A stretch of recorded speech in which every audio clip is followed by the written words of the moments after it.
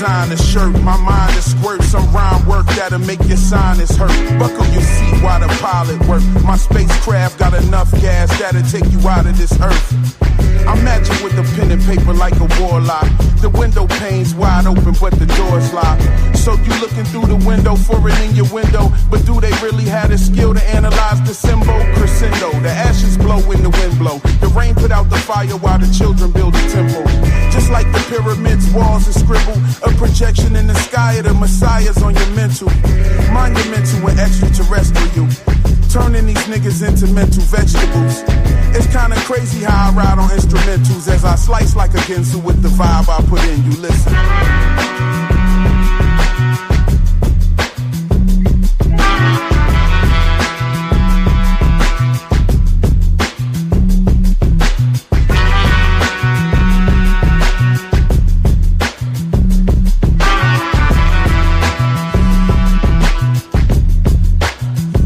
This is not a double life. It's just a new beginning. The magic is to focus on our goals till we're winning. I'd rather have a portrait of myself up on the ceiling. I could lay down on the floor, look up and visualize the millions.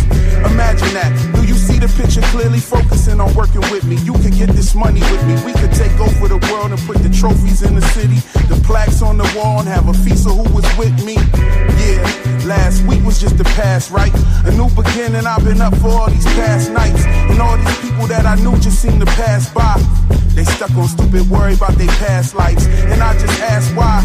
Are they agents? Is the system about to crash? Am I the one like in the Matrix? Is the planets in the heavens? Then the earth is just a spaceship. Our thoughts control reality and life is what you make it.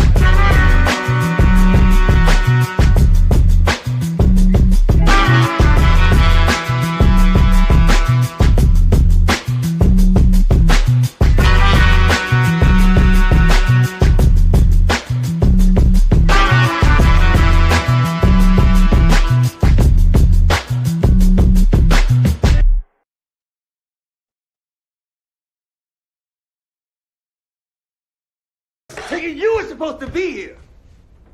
You and I were supposed to figure this out together. Motherfucker. What'd I tell you, Frank? It got late and I didn't... You got kids, you nail the window shut. You nail the motherfucking window shut. No. Frank, No. right? No, I can't. Don't. I don't know how you're doing this, but you're lying. No. I... Megan, get the fuck away from that window.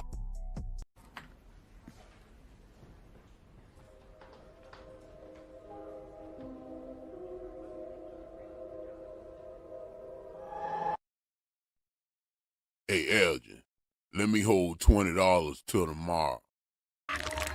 Ain't cooey, cuz.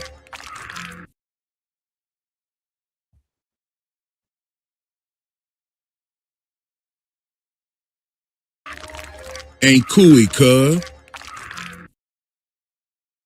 Ain't cooey, cuz.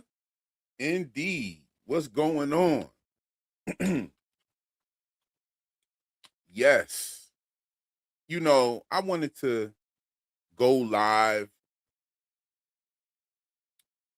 right now, right about now, because I noticed some things. All right, so when I write my scripts, first I watch the show, and lately I've been watching the show on the live stream with you guys.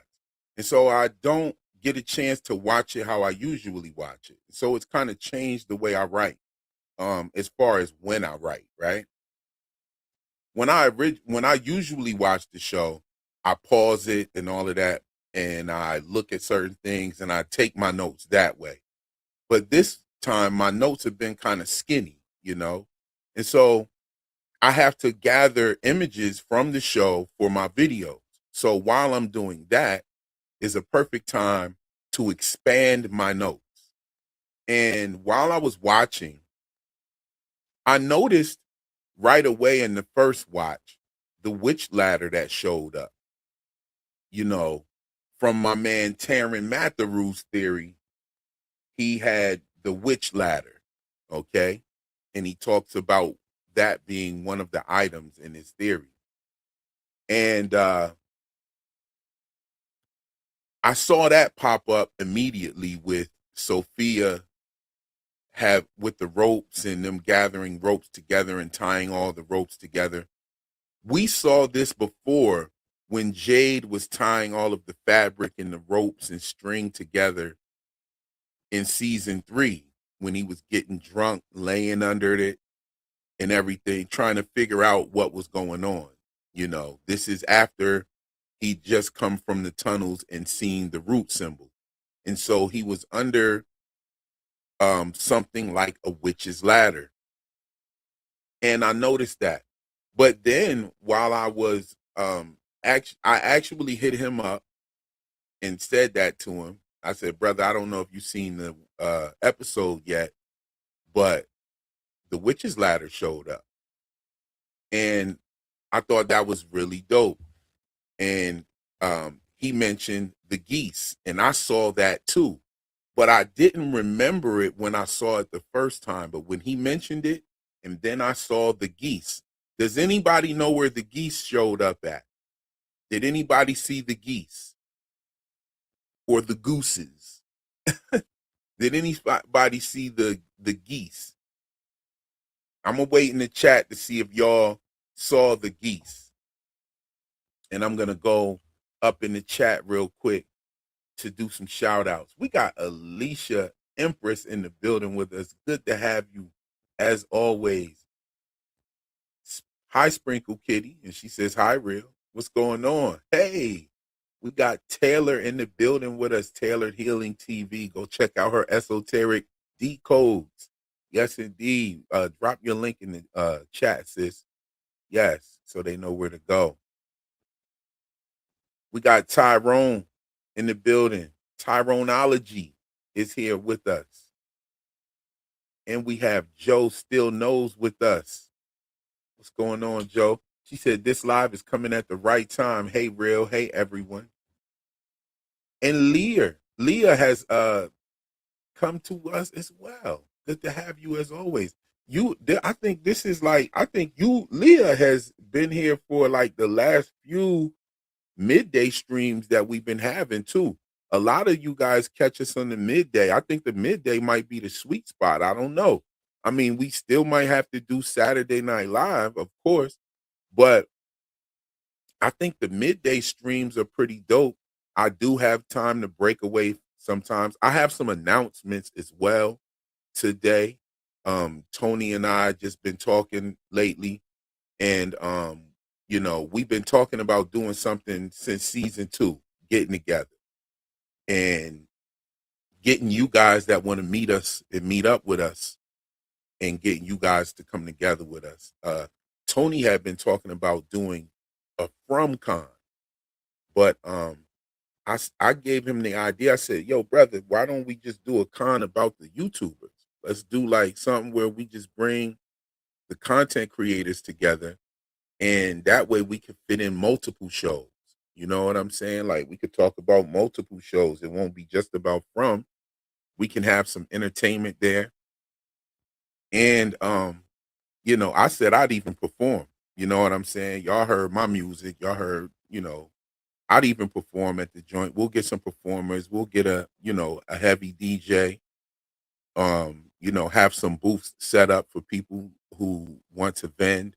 We'll also have panels set up for different content creators to speak, different actors from the shows as well. And we'll have a real dope MC. You know what I mean? That's Phil the Issues guy. I'm thinking that should be Phil. Tony said Phil as well. I agree with him. You know what I'm saying? I haven't, spoke to him about it, but I'm sure Tony has. So we're thinking, and it's going to be in Nashville. It's going to be in Nashville.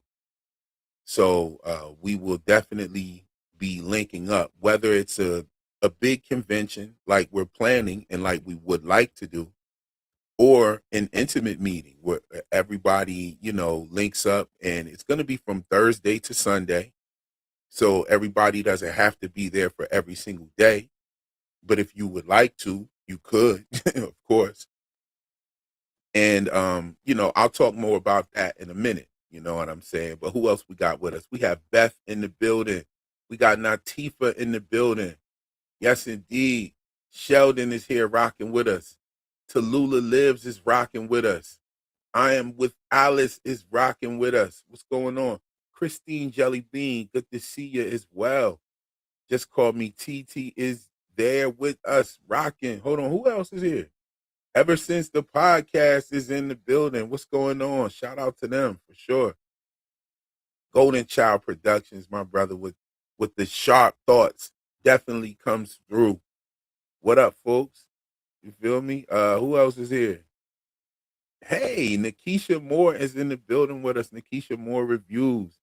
Yes, indeed. If you have Nikisha Moore Reviews channel, go drop her link in the chat. You know what I'm saying? As a matter of fact, hold on, Nikisha. I got you. Drop your link in the chat, sis. Drop the link to your channel in the chat. I'm gonna tell you something about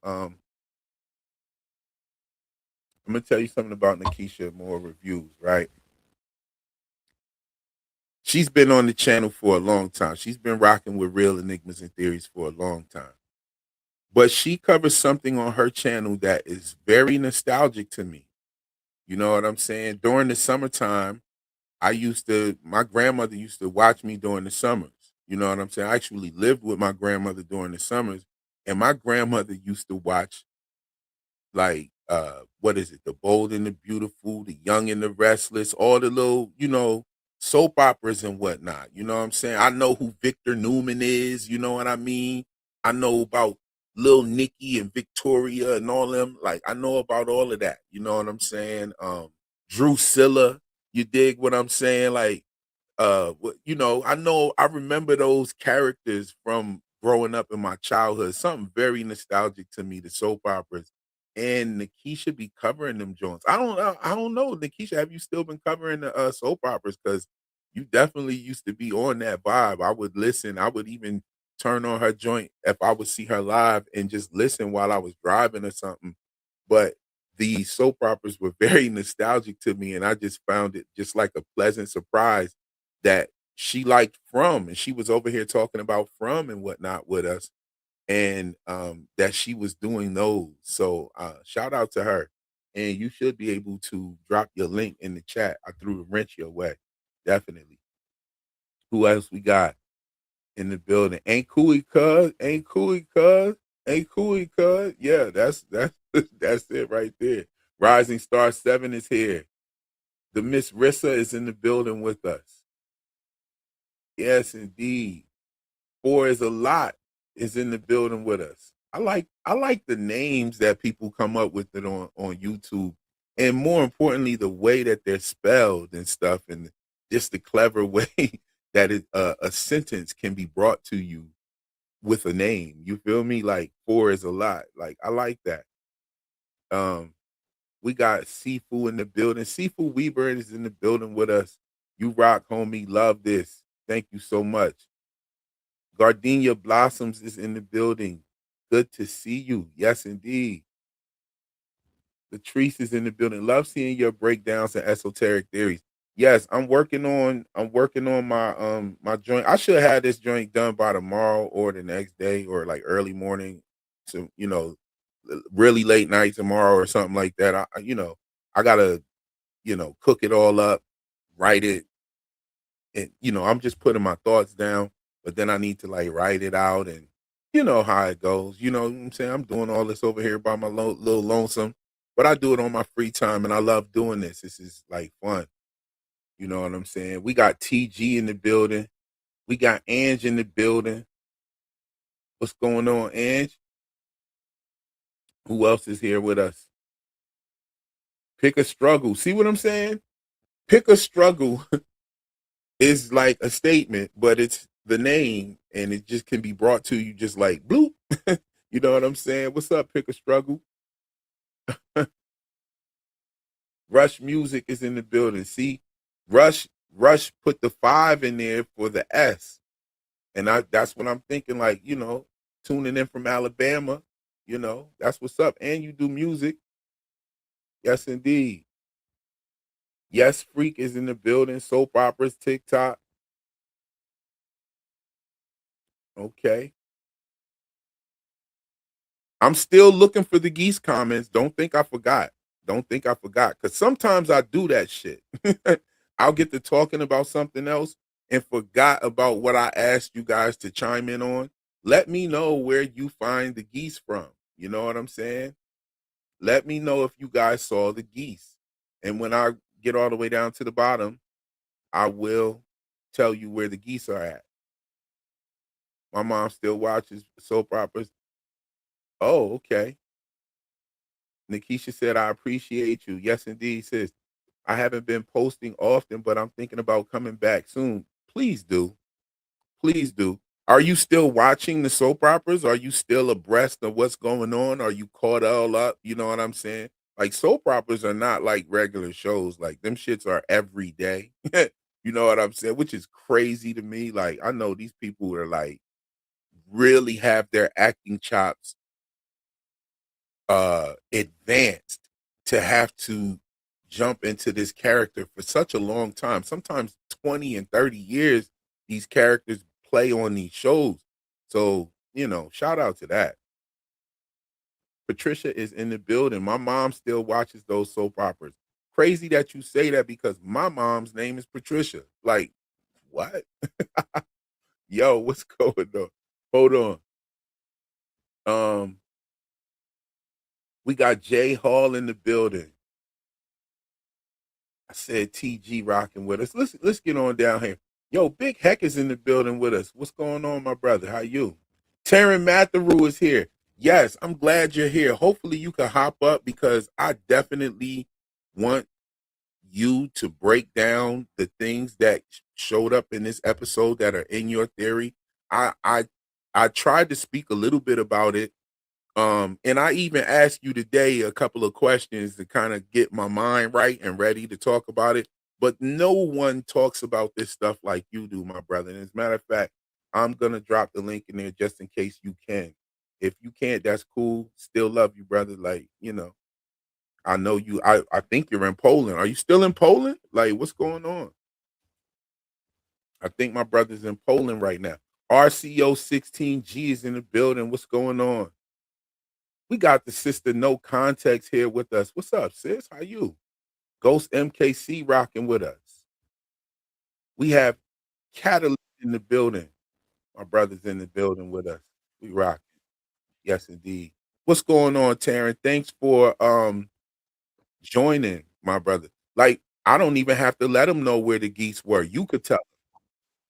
Well, I am sad to say, Real, that I have had AI analyze the puzzle, the jigsaw puzzle board game, which I thought what depicted geese, but it's actually crows. Oh, Because the box says 1,000 crows or something like that on it, or 100 crows. oh, Yeah. wow. Okay. So it is So they crows, were but there are crows. many geese references on the show. Like there are literally geese randomly on the wall, like as like wall decorations, sometimes hanging upside down in the Matthews house. Hmm. And you know the "Hello Little Susie" song that plays when Kelly gets that rod stuck through her head on the tree? Yes. It ends with the phrase "Your goose is cooked." Um, Ah, but yes. then, and also there are many egg clues on the show, as I'm sure you'll agree, Real.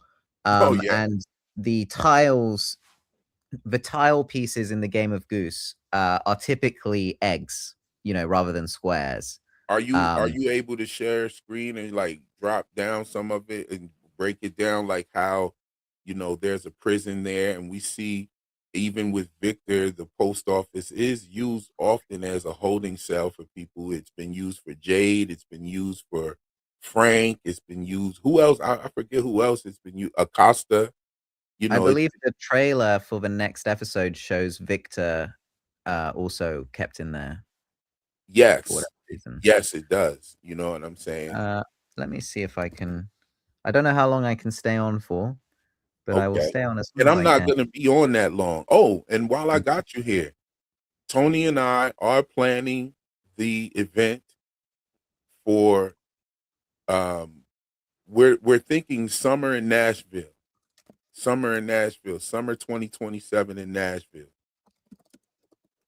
Oh, Hopefully you could come through and yeah, join us for that. yeah.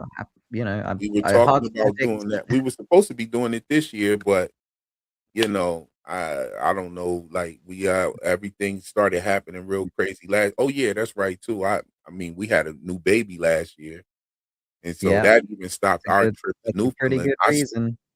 I'm still trying to do the trip to Newfoundland as well. Um, I just want to go to Canada now. I just, Yeah. I just want to go. You've already been to Canada this year. Like, are you still in Yes, Poland? I did not get to go to Newfoundland as it's supposed to. We need to pronounce it right. It's Newfoundland. Okay, I, Newfoundland. I've been saying Newfoundland because I think that's kind of how the Brits say it, but they don't like it pronounced that way apparently. So let's try and Okay. get it right. I've taught you the wrong way to pronounce it, real, because I say it so much more than you, and I'm sure you don't hear it in your day-to-day life. So you've picked up a bad habit from me. So I Okay. apologize for that. Well, I've Um, heard it. I had actually spoke to somebody. Did I tell you about the guy that got mad at me in the Discord that was from Newfoundland? Newfoundland? oh, interesting. What was he Oh, upset about? um, okay, so I was talking about your theory and the Bale Thug and everything, and he didn't know who the Bale Thug was. And Oh. then he then I said he said that he didn't know. There were people in there in the Discord that said that heard him say, like, I don't know what you're talking about. Like, and I said, the indigenous people of Newfoundland. Yeah. So Mhm. he goes, Well, "Oh, you mean the BO thought?" And oh, I was like, yeah. And I was like, yeah, that's it. He was like, oh, well, you pronounced it Bale thought, so I didn't know what you were talking about. And I was like, huh? So okay, I fine. brought it up on the There's live only stream there's only and he 3 indigenous people in Newfoundland. The Mi'kmaq, I think it's pronounced, uh, the Inuit, and the Beothuk. And, I think the Innu and the Inuit are sometimes conflated. They both have their place in Newfoundland, but, they're they're kind of quite similar, peoples, and they sort of they're sort of a Venn diagram a little bit. Um, but he should know, uh in my opinion. Anyway, I've shared my right. screen reel if we just want to Oh, give people okay. something pretty to look at while we talk. Okay. Real quick, we got a super chat from Mm. Samerham. Thank you so much for your generosity, fam. And Samerham says, let's see here. You know how the yellow dude said he has many games he's playing? What if the talisman are also a game and he's making them feel safe with them for now, but really he controls where the monsters go? That's a very interesting thought, that because the talismans obviously have some sort of rules to them. And I I don't know. I think that there are different beings on this show, and the tools that are being used against different beings might only work against some or the other based on the oh yeah, the teams. talismans seem to work on the monsters and the stakes seem to work on the Cabbage Patch dolls. Yeah. And you you And the have man in yellow isn't affected by the talismans either. So you okay, got to so wonder. now we're getting into some talk where I have these notes here. I'm working on my video. I'm not going to talk about anything in my notes, but I definitely have some evidence about the entity that I don't think many people are really talking about. But I'm Well, not going to I'm get all into ears because, I'm very confused about the entities. They were once humans. Are they are those are the people from the 1960s, you know, are they just part of this story? So what if before the 1960s there were no monsters and there were just the beings, like the man in yellow, the boy in white, whatever, right? What if in the 1960s the people in Fromland finally succumbed to temptation and did a sacrifice of children, and they did then subsequently get turned into monsters and become trapped there, and they're just sort of part of the story, the evolving story of Fromland. And the ritual that they performed mirrors the ritual that started the curse of Fromland in the first place. That may be what's happening, but it doesn't feel very natural, you know? It's kind of like, okay, so we decided that like midway through the story, even though we've given you almost nothing on it, um, that we just decided to add monsters to the story in the 1960s for some reason. I don't get it. How can they? So the only way that this is real is if the souls of the original villagers somehow take control of the people from the 1960s. And so the people from the 1960s technically get to live forever because their bodies continue on, but technically their soul is trapped in Fromland somewhere, and the souls of the original townsfolk are in the monsters. Okay, But so I want I to don't know. ask you. I like that. I like that. Like, but here's my question. Here's my and what you're saying makes sense because for me, you could correct me if I'm wrong. First, we'll go there first. Your This theory is pretty much based on the fact of the clothing time period of the monsters, correct? And the question, why would they be dressed in that time period if this situation with the children happened many cycles ago? Yeah, so it would have to be that the souls of the villagers from the original sacrifice are just hanging around in Fromland, you know, the voices in Sarah's head. And then in the 1960s, the townsfolk are tempted into sacrificing their own children by the voices, something that doesn't happen very often.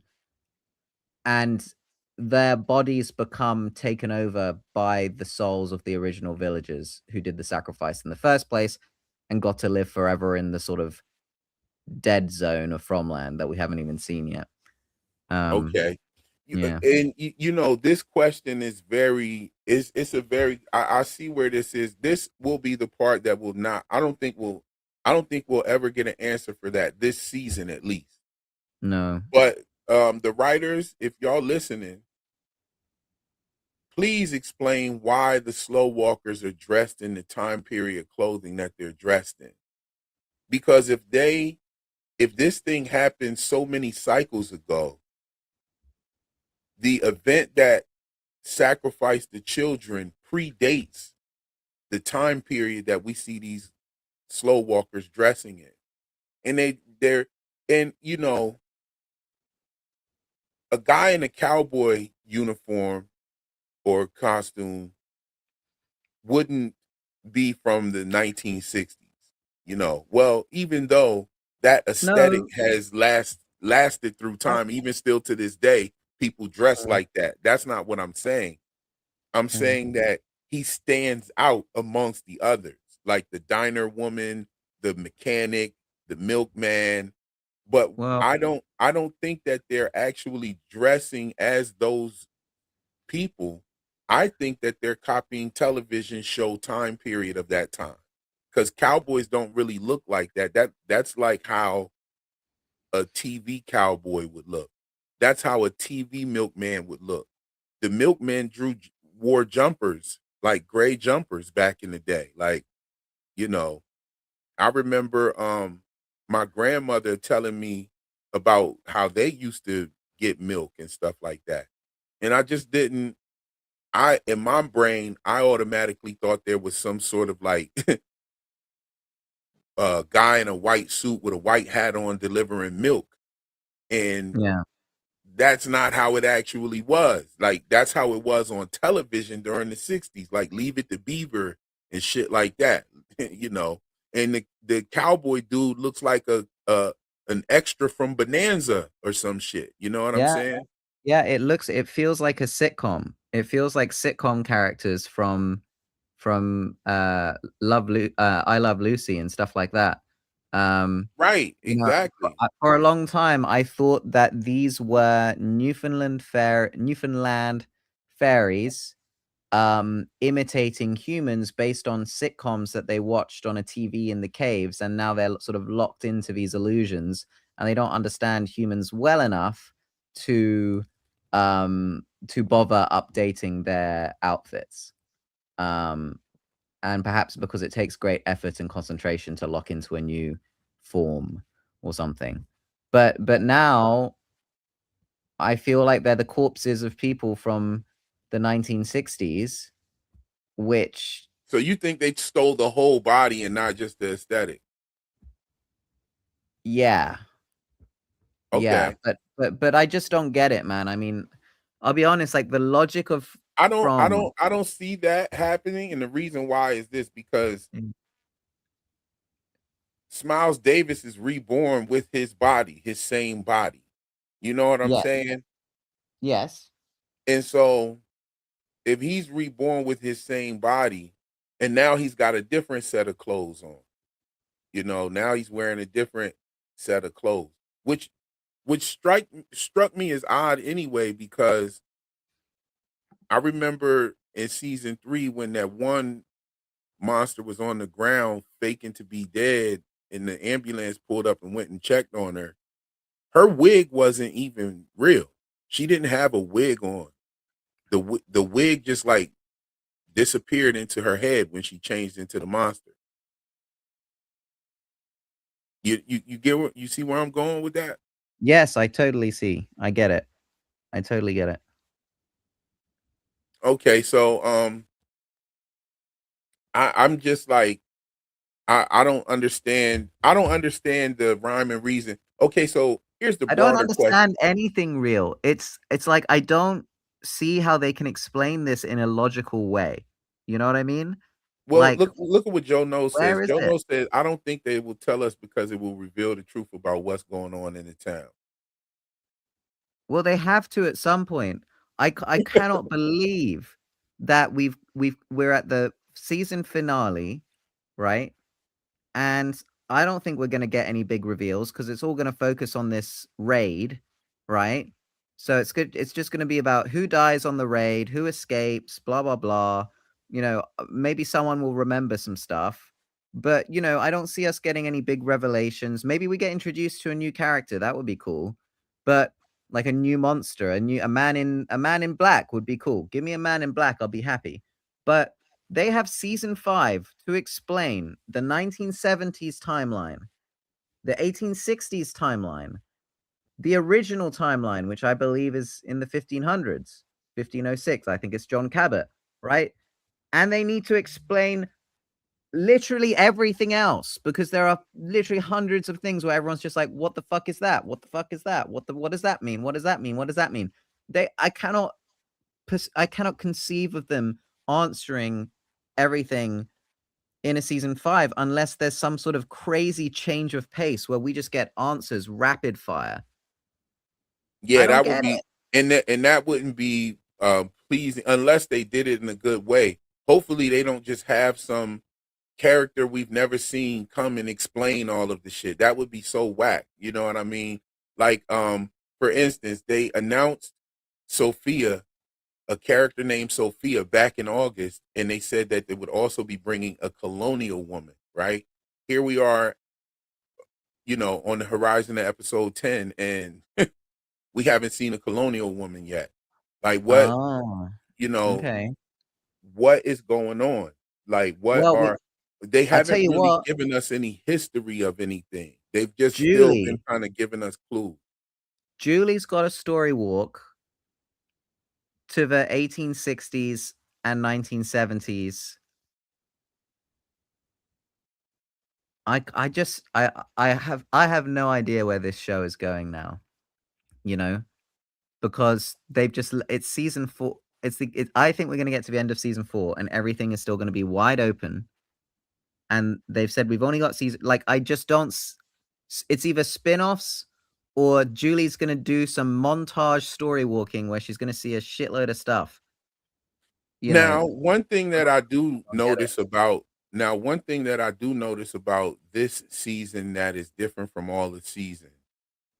Um, first season, they get to a problem, and then it's revealed what's going on in season 2, very beginning.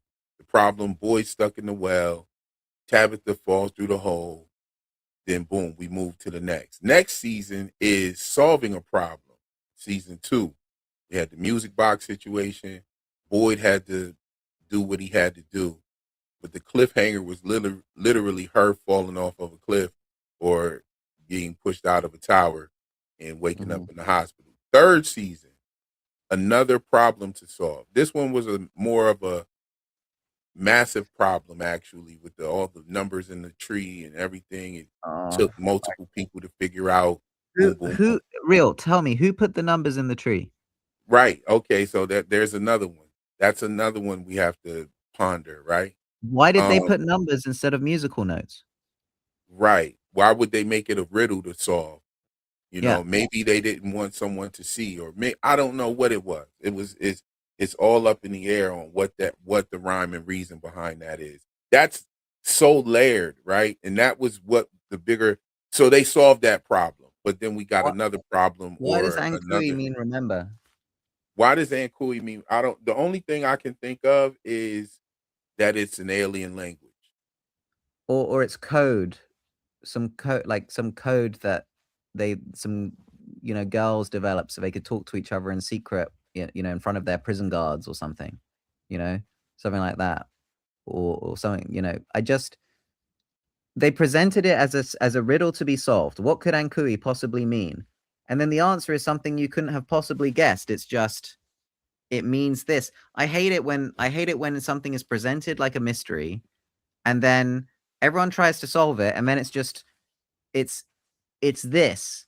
And it was never guessable because it's something that we've made up and it doesn't connect to anything that you could have possibly guessed. And yeah, that's just how it is. Like, that sucks for me. That doesn't make for a good mystery show that presents itself as a puzzle that you can solve. I mean, they literally had at the start of season 4, was it, somebody taking a bunch of puzzle pieces off the floor and pouring them in the bin, as if to say, right, guys, you've got some answers now, so you've got to kill some of your theories that don't match what you learned.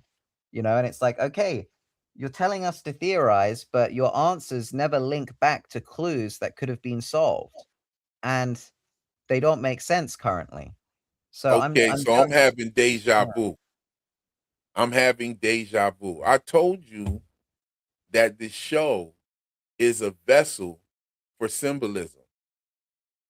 That's what the show is. I've been noticing this since around, I would say, 2017. Around the time Stranger Things came out. Think like Hollywood kind of lost its way, in my opinion.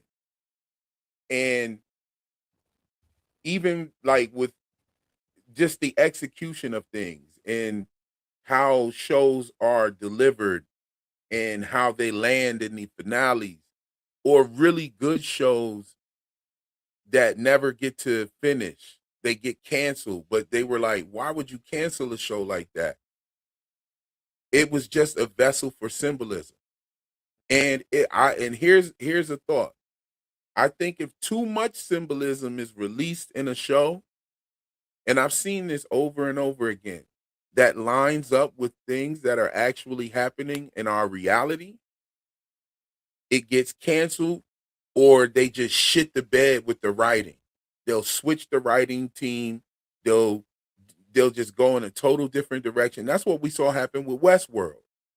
Okay, Westworld was dropping some shit, and then it just became a total vessel for just all this symbolism they were throwing at us. Same thing with the show Counterpart. Just became a vessel for this symbolism that they were throwing at us. I'll give you another one, Outer Range on Prime. That was another really good one that they just cut out. Game of Thrones, they were dropping so many political hints in that. and then at the end they just totally shit the bed. Like all of that's what's going on, and even the things that have been showing up in your theory, right, have come through with uh with the notes of symbolism being the entire vehicle you're driving in. I know, but for me, it just looks like more clues to the things that I'm seeing, but I'm not seeing anything manifest.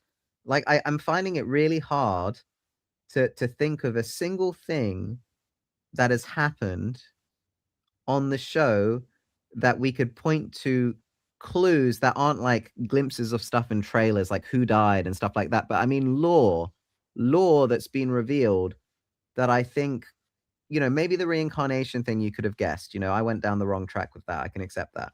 But like, I really just don't see all these clues with symbols.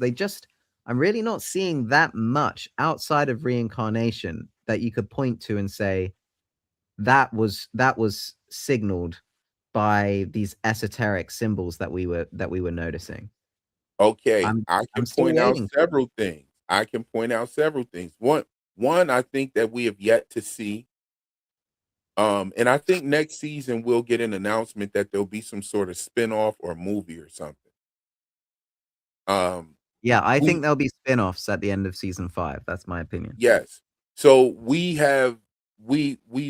identified a problem, and we're talking about how these things are just becoming like vessels for the symbolism. But we also have to couple it with the fact of the time that we're living in, where you have YouTube and people that will theorize and interact with the show and bring a whole different audience and bring their audiences to the show and continue to talk about the show so that people buy subscriptions to these platforms so that they can continue to watch the show. From is one of those shows. Last season, the fandom tripled by 3, right? The fandom tripled, and at the end of the season, the fandom is tripled now. And so let's just take it by hundreds. If you had like 100 people originally watching the show, now you've got 300 to 400 people watching the show after season 3. The crazy thing is the subscriptions didn't drop because Yeah. From is one of those kind of interactive shows where you want to watch it over and over again so you can see what you missed. You want to pick up on clues. People are talking about this. You even have comedians that are, doing sketch comedy based on the show. We live in an interactive time period. And when you design a show, it's smart to make it in that way so that even when the series is over, people are still talking about it, still sending subscriptions over to MGM to watch this show. You dig what I'm saying? Like, Yeah. that's why. And okay, so when I first started covering this show was the beginning of my channel on YouTube, season 2. It were probably 10 people talking about this show. Season 3, then there were like 40 people talking about this show. Now there are literally hundreds of YouTube channels talking about this show, using AI to create the videos and all types of shit just to lock in on the fandom, the fandom's interactivity. That is another reason why they're doing the show like this. I mean, I look at can't how wait they've been another year promoting for things. answers, Real. That's the problem. Right. I don't I think season 4's finale is going to give us much of anything. I think it's going to tell us what's going on, but like you said, it'll probably be something that was unsolvable. Mm. You know what I mean? Well, I haven't even made any predictions for this season. Most of the stuff that they gave us with like you just said, not to even just repeat what you said, but like the only thing that you could have really possibly figured out on this show was the reincarnation thing. You know what I mean? The story walking Julie shit was nothing. You couldn't have figured that out. There were clues behind it though. I think Julie was always supposed to story walk. We always knew she would time travel because that monster at the The start. monster on the porch. Yeah. Season 1, episode 1, I knew she would time travel because he was Right. like, Julie, don't you recognize me? I was like, okay, boom, time travel. We know it. We know Okay, it's so here's an example of the symbolism, the show being a vessel for symbolism. In Mhm. season 2, I talked about all the Vesica Pisces symbolism, and I was wondering why they were doing a lot of Vesica Pisces symbolism in season 1 and season 2. And so I said, that's got to mean something. So I start Mhm. talking about it. I start talking about, digging deep on what it means, the meaning behind it, the hidden meanings, and it relates to how it relates to eggs. And then we saw eggs in Victor's lunchbox. And that's when I was like, boom, like this shit's gonna have something to do with eggs, right? And so that's why I kept talking about it. And then they put Tien Chen on egg plate, and then also Fatima lays an egg. So it's like the symbolism did I would have never been able to figure out that Fatima was going to lay an egg, but the symbolism that led to that happening was definitely in the thread way back in season 1. You know what I mean? Now, here's what I definitely think happened. Tony shared an interview with me from Sci-Fi Visions channel. I wish I could pull Yeah. it up. I might pull it up. I might I pull it watched up. that. I must say it was a disappointing listen. It was a disappointing listen because they was capping, bro. I'm gonna tell you, when you tell somebody a half truth, that's a lie, Yeah. right? Hey, I For gotta go, instance, man. I'm so sorry. I gotta dip very quickly. okay, no Sorry. problem, no Take problem. it Thank you easy. for joining. Thank you for Bye joining, bye. brother. Peace.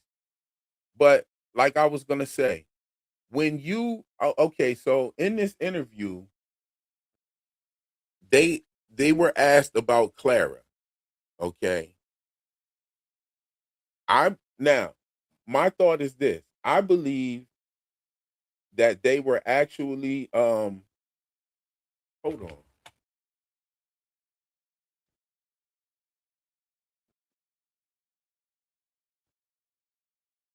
All right, hold up. I believe now Clara was a character who kept showing up. Clara was a character who kept showing up. She was dressed in the same clothes every time we saw her. She did nothing other than just show up all the damn time in just the oddest places. And she had a few speaking lines, right? In this last episode, they revealed that Sarah had made a deal with this entity. Now, I have some notes about that I'm not going to get into. But one thing that I will say is that Clara literally said that she didn't even remember or think that that was real, that she met. So that means that everything we saw Clara doing had nothing to do with the deal she made.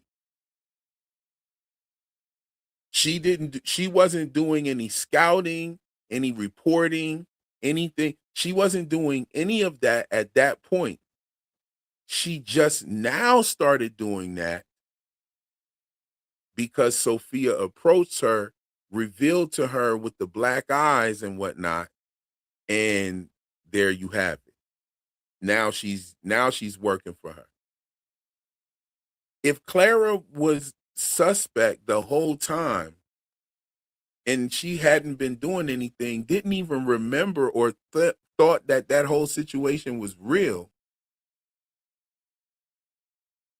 then that means that nothing she did was, she was just being, that means that the writers made her this person that made a deal as fan service. That's what that means. That means that this was totally fan service, them giving you Clara. Them giving you Clara with the jump. Okay? So we have the fan service, and that's how that happened. That's what that means. Couldn't mean anything else. Clara was not doing anything beforehand. She just now, she said, I didn't even think that was real.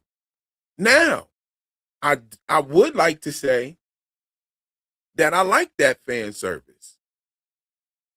I think it's better than the fan service of how they gave us Smiles Davis coming back through a woman that was already pregnant, and now they haven't even addressed it.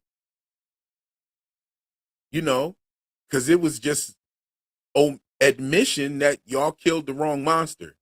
Y'all killed the monster that y'all put on the poster with Boyd's face screaming. And then y'all killed that monster. Y'all shouldn't have killed that monster.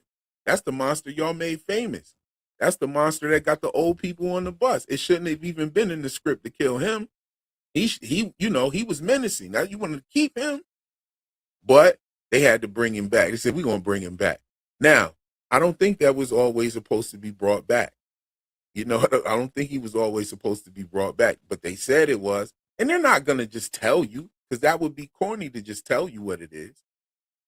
But I think them making Clara the Mole was strictly fan service. Just like them having to bring Khatri back in season 2. That's another admission that we killed the wrong person. The back and forth between Boyd and Khatri really held the show together. And when he died, I was actually surprised. I was like, damn, they got rid of him? Nobody else compares to the conversations that Boyd and Khatri have. The back and forth between them was doper than the back and forth between Boyd and Donna. So they had to admit that, bring him back, and look at every one of their scenes together. Every one of their scenes together is like a back and forth fight and an argument, because that was the magic that they had in season 1. So bringing Khatri back was an admission. And then they said, oh, we got rid of Tom. We'll bring him back too, just to make it look like this is what happens here. We got to do that again. Tom hasn't been back, right? Tom hasn't been back this whole season, but Khatri has. I think they made it. They even admitted to making a mistake of killing Trudy. She was like the sex appeal of a place like Colony House, where they have orgies, they are open and free and carefree, they share things. All of those points were things that they focused on with Trudy. Trudy kind of embodied the vibe of Colony House more than any other character. She was sexy, carefree. She talking about riding Jay like an alabaster dragon. She will steal your shit.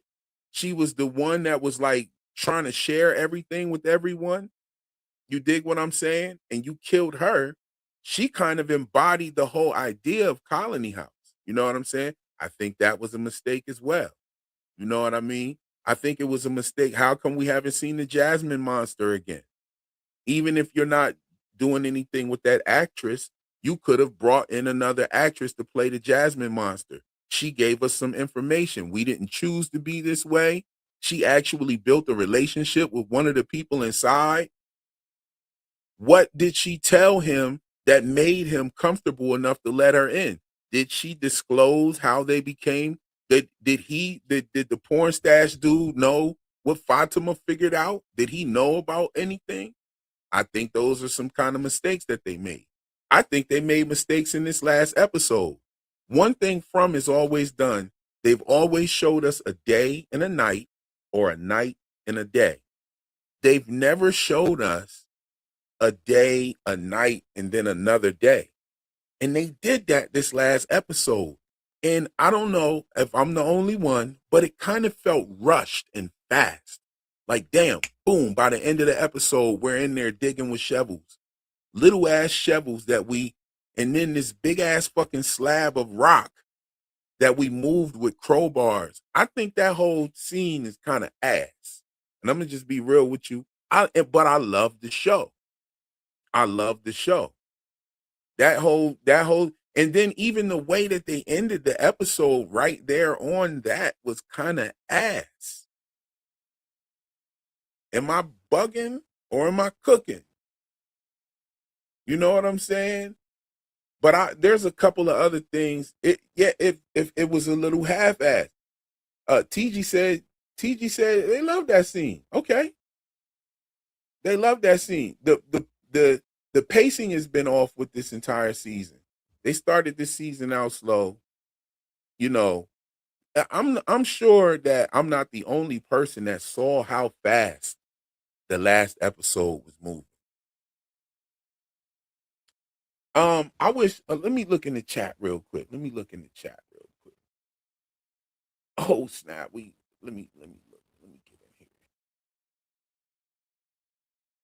So mad they canceled Counterpart and Outer Range. Yes, yeah, that was, both of those were like gems that should have.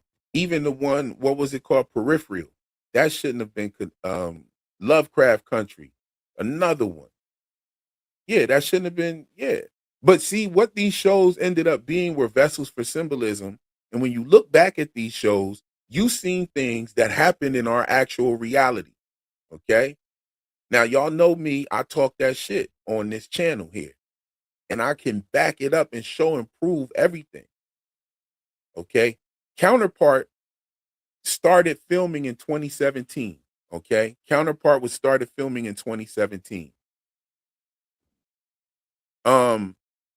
Way before COVID, way before the George Floyd situation. I bring those two up specifically because I'm going to show you something. I would pull up the actual video and show you, or pull up the episodes and like literally show you, but I've done that before on a live stream, and the live stream got clipped, and they obviously didn't want me talking about this. But okay, so Counterpart season 1 episode 3, there's a scene where a woman is sitting in a movie theater and she's about to watch a movie, and she's watching the commercials before the movie comes on, and one of the commercials is a PSA. One of them is a PSA, and it tells people pretty much, if you see somebody out here coughing and sneezing, put your mask on and go report them to the authorities. Okay. That's something that actually happened in 2020 after COVID jumped off, and it was called contact tracing. And you could actually get a job, and they were paying like $27 an hour or such to do contact tracing. Okay. So this was in 2017. But here's the banger. Season 2, episode 6. Okay. Season 2, episode 6. Now, just a little background of the show without spoiling anything. This show is literally about two worlds that were identical, and something happened. Two worlds that were exactly identical. And the doorway between these worlds were under a building where many people worked in this building. And under that building was a doorway to the other world that was totally identical. So that means, like, if you were to go down in that building, walk to that door, and open the door, you would see yourself down there from the other side. He's also down there opening the door with you. Everything is identical. Everything in your world is identical to his world. And the things that you do the identical things. If I buy my daughter a gift, he buys his daughter the same exact gift from the same exact store. So that's what the show Counterpart is about. Okay. Now, season 2, episode 6 had a person in there that was taken and tackled by the cops, and the pressure was put on the back of their neck, just like George Floyd. The cop was kneeling down, and he wasn't actually kneeling on the character, but he was kneeling down and he was putting the pressure down with his hand. The parents ran over and said, he can't breathe. And it was just like the spectators at the George Floyd situation, and the whole thing ring George Floyd, right? Now, this place is about two worlds that are identical. The name of that episode was called Twin Cities. This is an episode that was filmed in 2018. Okay. And now, Twin Cities, Minneapolis. So when I was watching the show, I was a latecomer. I started watching it in 2020. The George Floyd situation happened while I was in season 2. I got to episode 6, and it was called Twin Cities. And imagine all the protests and things going on during the George Floyd time, because the George Floyd situation happened in Twin Cities. I got to this episode and I saw that the title was called Twin Cities. And I said, man, it better not be no shit like the George Floyd shit happening in this episode. You know what I'm saying? And sure enough, it was. So like these shows become a vessels for symbolism, okay? And when things are done now, hey, I'm saying this, I'm cooking right now. You could go verify this for yourself. Don't take my word for it. Go watch the show Counterpart. Go watch it. Start from the beginning. As a matter of fact, the season 2, episode 6 episode, it's so dope. It could have been the first episode in the series. I don't know why it wasn't, but I mean, it's neither here nor there. But yo, we got a super chat. We got a super chat real heavy from Luna Cascade. Thank you so much, sis. Appreciate you for your thoughts and your generosity as well. I before I even read the comment, I looked at your ritual comment, and yes, you are definitely you're cooking, boiling, baking, fricasseeing, pickling.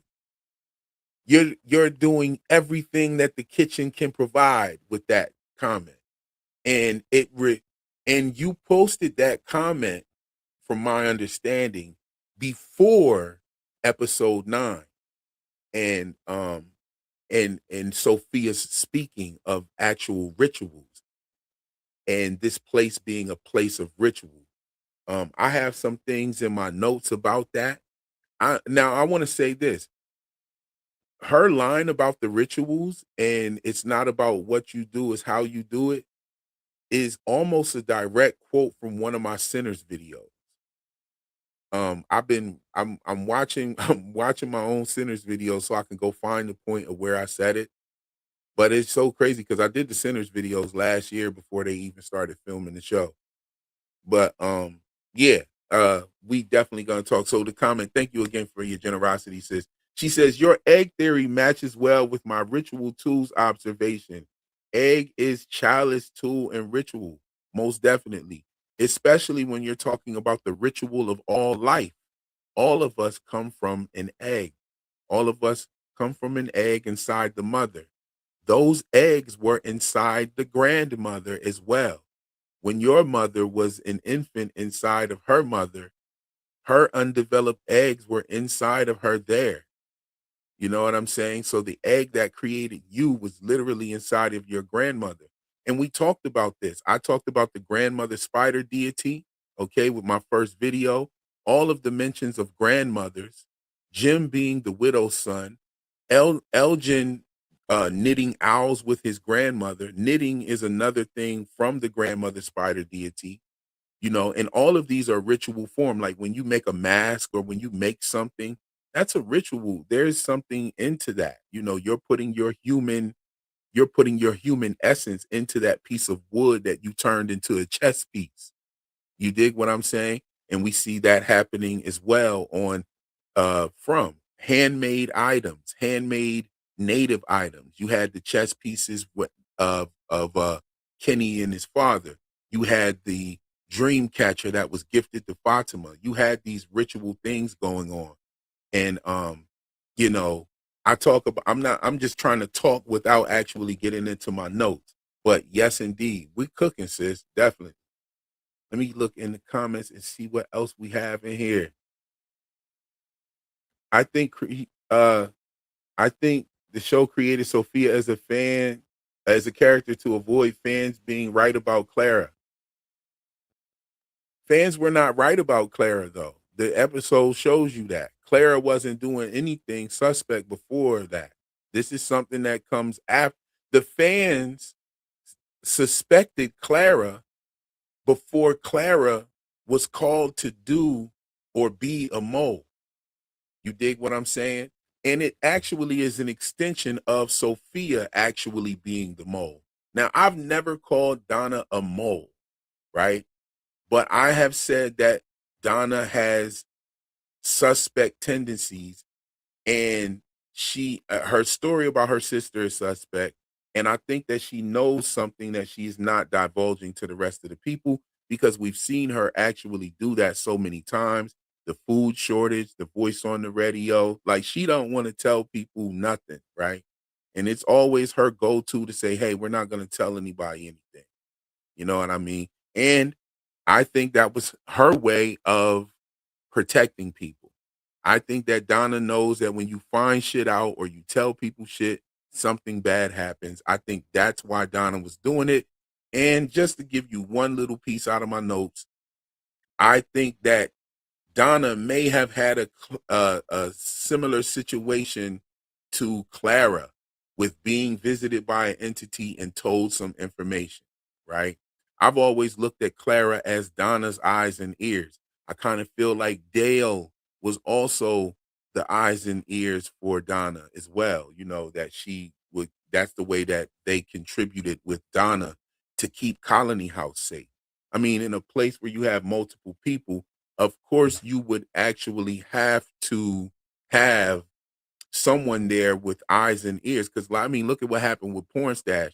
He let one of the fucking monsters in the window. That's the main reason why I would never live in Colony House. I'd go up there every day, get me some weed, sit and chill. We'd be laughing, drinking and whatnot. I don't drink no more, but I'd be up there at Colony House chilling. I'd be doing music with somebody up there.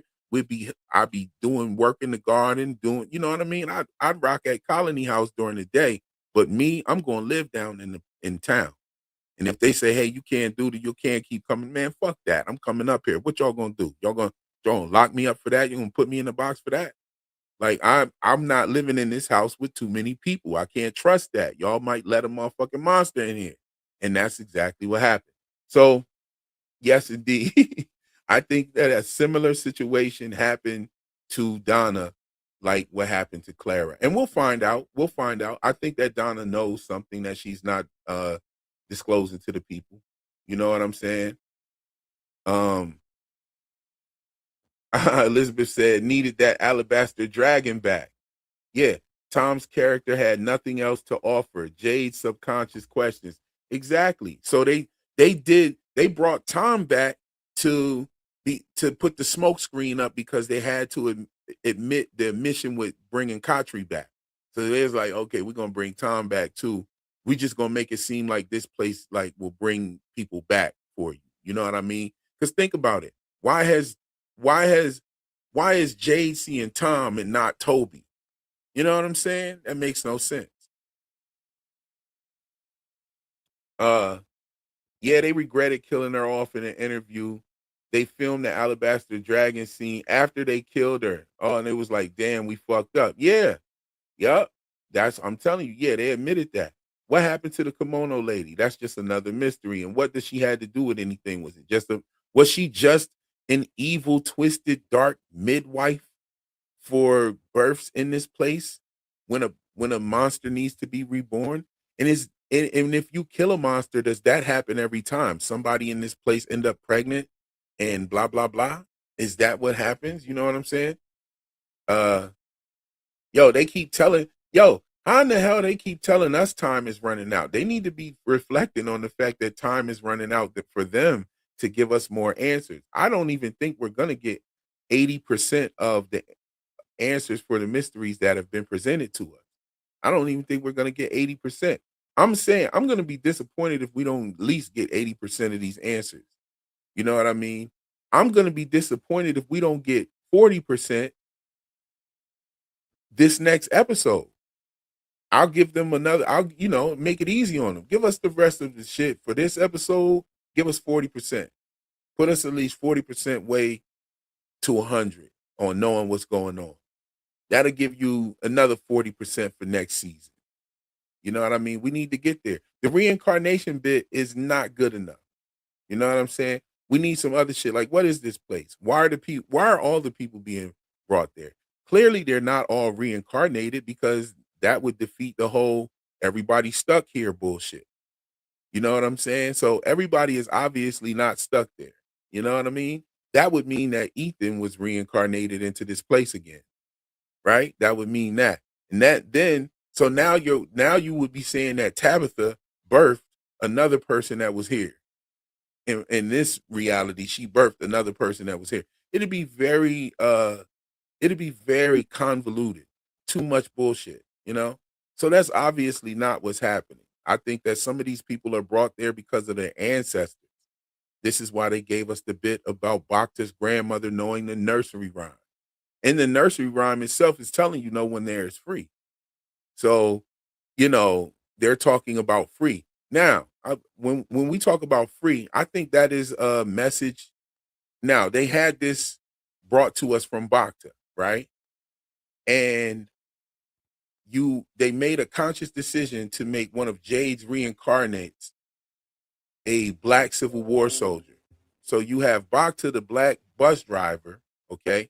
Bus driving having civil rights connotations added to it as well. But her grandmother, who was obviously around during the civil rights period, knowing this situation, you have the black Civil War soldier in the song saying no one there is free. Now the black Civil War soldier was probably one of the other. He was either a freed man or a free man. There's a difference. A free man, right, is someone who was never enslaved. Okay. A freed man, right, is someone who was enslaved and was set free.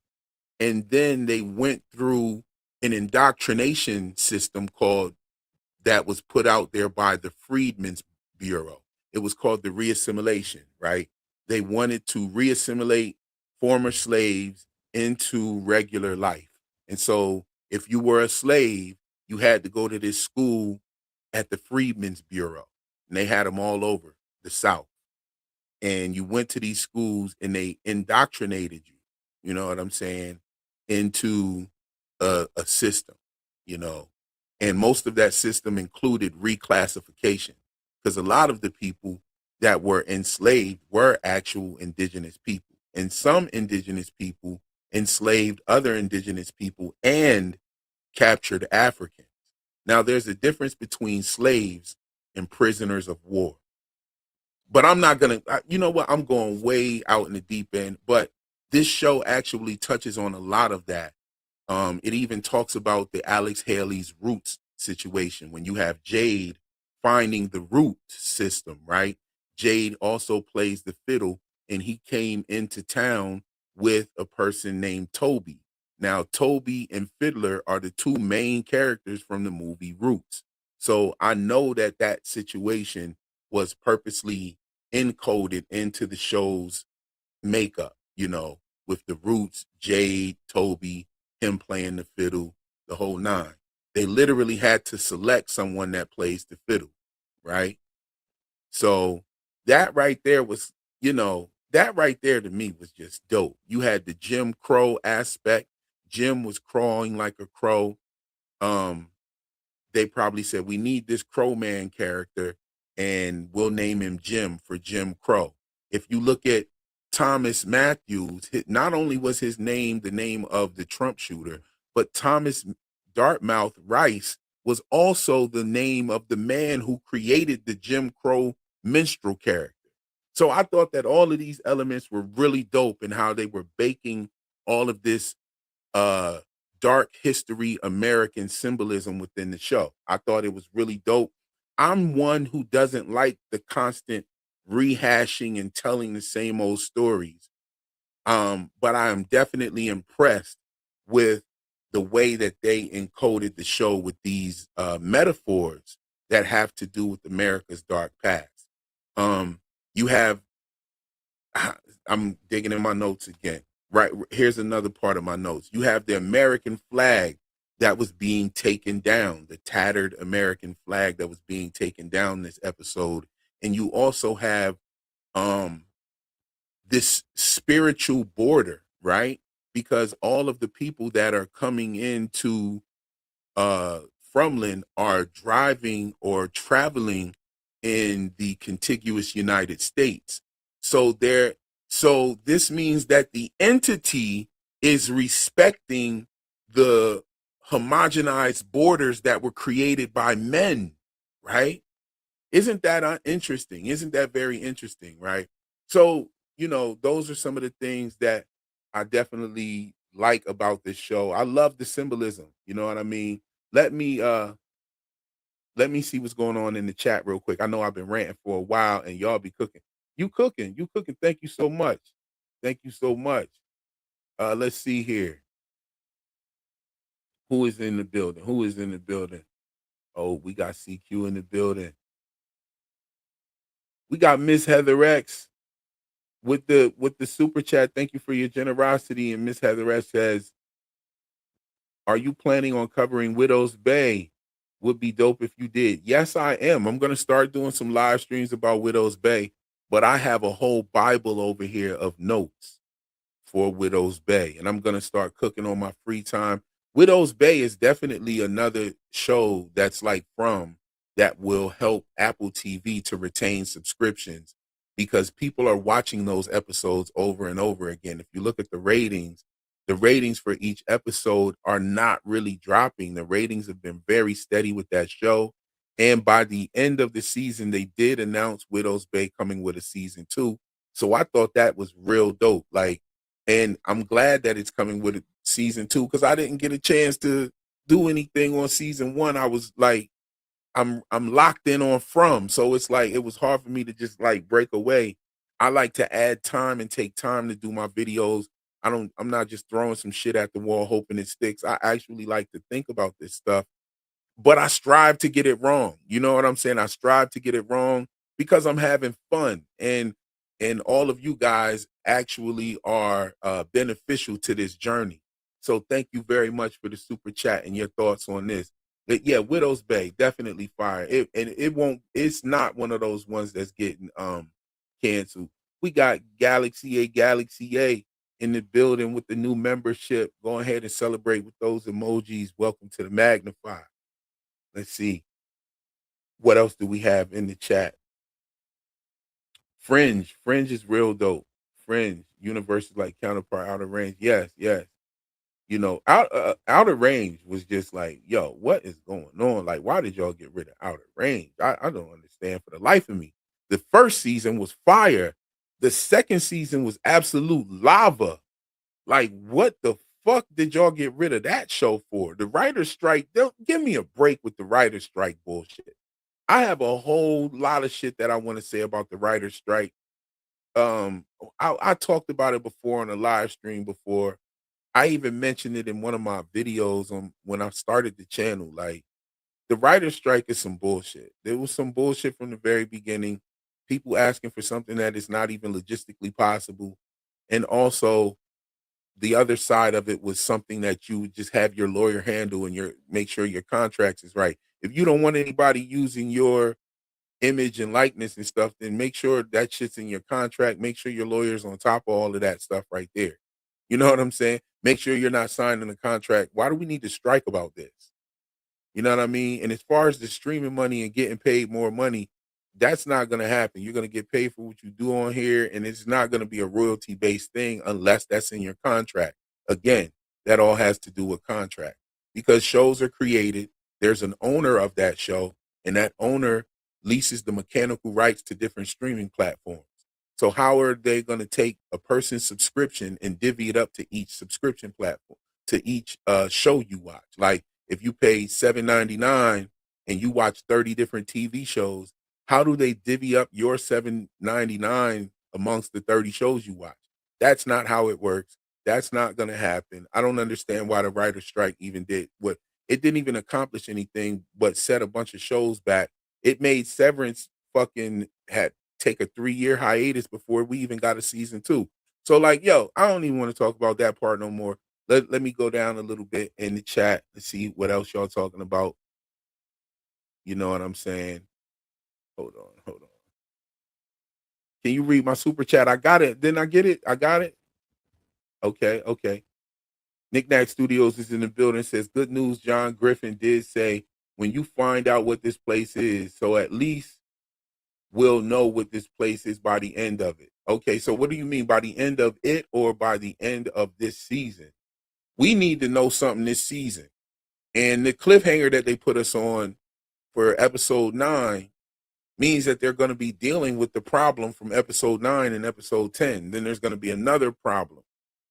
And the way that they end these, the way that each finale's been is either a problem being ended or a problem being presented. I think they're going to do both this season. Something being solved or something being, resolved. you know. So yeah, let me look down in here and see what's going on. There's a couple of other things. You know what? My voice is coming through the diner radio. You know what I'm saying? Let me turn the lights on the joint better here. Yeah, my voice is coming through the diner radio. I need to go ahead and put some pictures up here so that we can talk a little something something. Taryn just hit me up. Hold on, what's brother saying? Oh, okay. Oh yeah, this is off the topic. Okay, yeah. my dude.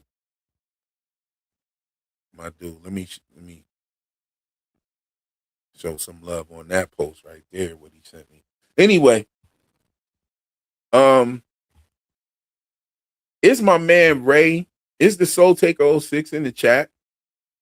If the Soul Taker 06 is in the chat,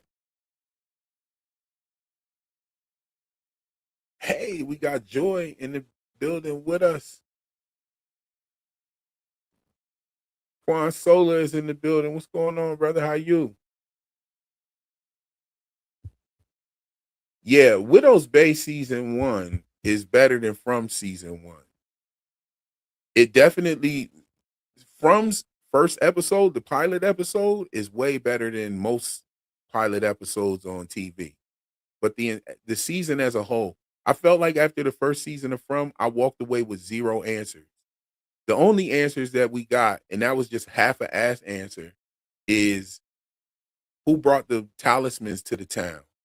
And so that they answered that for us. That was Boyd that did that. So that's the only thing you got in season 1. It's it. You got nothing else. You learn nothing else in season 1 whatsoever. You know what I mean?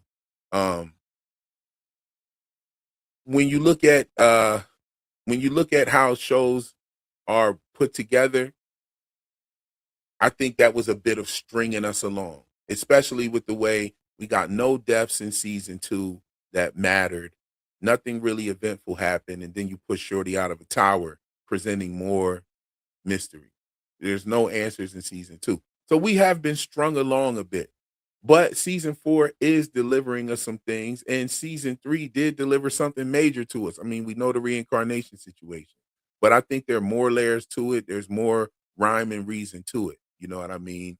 One thing that this show does, it makes the characters theorize on stuff, and some people sometimes, if a character theorizes something, people think that it's canon, and people think that that's what it is. You know what I'm saying? And I don't think that that is how From works. I think that From, like, for instance, it shows you people coming up with theories all the time. Then it even has Kenny several times. Well, let me get this straight. So you got a theory that's going to get us all home. Like, he's always questioning people like that. Like, you know, even you had Dale sitting around theorizing when Ellis was drunk and confronted him. You know what I'm saying? Ellis got drunk and he's like, yeah, it's a pocket dimension. He's like, shut up, man. You don't know what the fuck you're talking about. And like, you know what I'm saying? So those things are the writers talking to us about theories, and, you know, and they were doing that since season 1, you know. Tabitha going to Father Kotri asking if everyone is dead. That was a theory that everybody was going to have. You know what I'm saying? You know, so let's see here. What's going on? What's going on in the chat? All right, so is Ray in here? Is Ray in here? Does anybody see Ray? The Soul Taker 06? Is Ray in here? Because I want to talk about his theory as well. Okay, so I started just briefly listening to a video about Chrono Trigger. Hold on. Let me pull up let me see if I can add something to the screen for a second. Let me see if I can add something. We up here butt booty naked right now.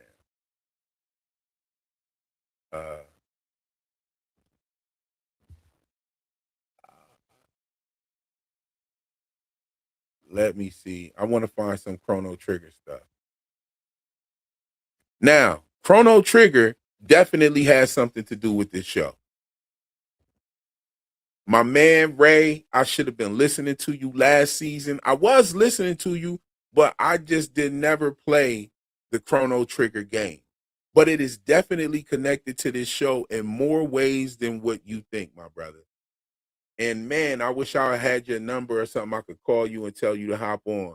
If anybody knows Ray, tell brother to get on real quick. I'm gonna put the link in the chat real quick so the brother can get on if he is listening. Or anyone else that knows about Chrono Trigger. Chrono Trigger is a video game from the 90s. That's another part that I didn't know. I thought Chrono Trigger was some like brand new game on these new gaming systems and shit like that. No, Chrono Trigger came off on the Super Nintendo. Okay. Now there's an element to the creators that actually point right back towards From. All right. Yeah. Yeah, we out here with nothing on the screen. So let me go ahead and present something. I'm gonna put the man in yellow up on the screen. Now just note. No, I'm not gonna say that. That's in my notes. We'll just talk about that later. Now, hold on here. Now, Chrono Trigger is a video game, and it's about time travel and all this other stuff, right? But it has something to do with an egg. Okay, that's a weapon. Okay, this weapon is an egg that I believe. Now, see, I don't know much about it, you know, but it also has something to do with the golem. Now, Ray was talking about this last season, and then, you know, Fatima's golem comes up. So I'm watching. I went on a YouTube video and looked up the Chrono Trigger lore, and I started watching a video about it, and it starts breaking everything down. And one of the first pictures that it shows is none other than my main man, Akira Toriyama. Hold on. Let me just pull up the video that I was watching earlier. How about I do it like that? Okay. And just so you guys know, Real Enigma's live channel also is playing this broadcast. Go over there, subscribe to my Real Enigma's live channel, where I will be doing more live streams about other issues like the issue with television, some of this conspiracy stuff, and a lot of stuff about the music business as well. I'll be decoding some music videos. We'll be getting into it. And I will be also decoding like content, like TikTok content, Instagram content that are posted by artists, okay, that are, you know, signed artists. And I'm going to show how the hidden hand not only works in Hollywood movies and TV shows, but it's also in the music industry. You know what I'm saying? I know I'm going to be pissing a lot of fucking people off, people that know me from the music industry. But more people that I deal with in the music industry tell me that I should talk about this than people that tell me that I shouldn't. So fuck them. I'm gonna do it. Yeah, and that's just what that is. So you can go check the Real Enigmas live channel for some updates on that. It'll be coming real soon. But where is the Chrono Trigger? And shout out to my cousin, my sister, my friend, Debbie Ebby Bo Bebby, Banana Fanafo Febby Fee Fi Mo Mebi, Debbie. I love you, Debbie. You know what I'm saying? I know you're not rocking with us today, but I know you love us. You know what I'm saying? And we love you, you know, just so you know. You know what I mean? Here it is, the complete history of Chrono Trigger. So this is what I was watching. I'm gonna pull this up here. Let me remove Old Yeller off the screen. You know what I'm saying? And get this Chrono Trigger thing up there. Okay. Okay, so we have the Chrono Trigger situation here. Y'all see how far I got into this? I was like right here. Okay. let me go back way to the beginning. One of the first pictures on here, and it showed me something that I said, oh shit. Okay, first of all, shit looks like Dragon Ball Z. Okay, looks like Dragon Ball. More like Dragon Ball Z. You know what I mean? Dragon Ball Z style Akira Toriyama. This brother right here is Akira Toriyama. Okay, hold on. Let me just pull it out. Full screen it real quick. Hold on. Am I showing it? No, it's not showing. Okay, here it is. Here it is. Oh, Gab is in the building with us. Great stuff as always. Can't wait for the finale. Yes, indeed. Yes, I can't wait for the finale. You know what I'm saying?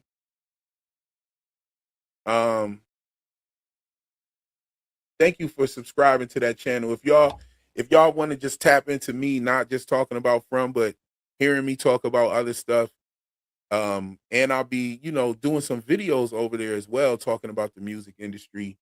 I'll be giving some tips. I'll be giving some mixing and mastering tips as well. I'll go live from the studio, start going live from the studio. You know what I mean? Real Enigmas Live channel. Go check it out. But here is Akira Toriyama. Okay. Akira Toriyama is the one who is sitting down. He is the creator of Dragon Ball. Okay. Now, in Dragon Ball, there is a character named Tien Chen.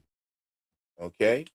And I'm just dropping this to you in my notes real quick. I was going to do a video with this, but I didn't want to, do it without really knowing too much about Chrono Trigger. So I just think that we'll talk about it on the live streams, and when brothers like Ray can come through, Lawrence as well. Shout out to Lawrence. He came through. People that can come through and talk about Chrono Trigger, because I don't know much about it, and I'm not gonna sit up here in front like I do. I mean, y'all see the video that I'm watching right now is telling you everything about Chrono Trigger. And okay, so the character, there's a character on Dragon Ball named Tien Chen. Okay, and Tien Chen is the Lonely Dragon. Okay, we have found out that where that symbol is found, beneath that symbol is the bones. And Sophia has done everything but confirm that, yes, it could help you get out of this place, but it has to be done in a specific way. Okay. Now, I'm not going to talk any more about that because more of that is in my notes. But Tien Chen is where they found the bracelet.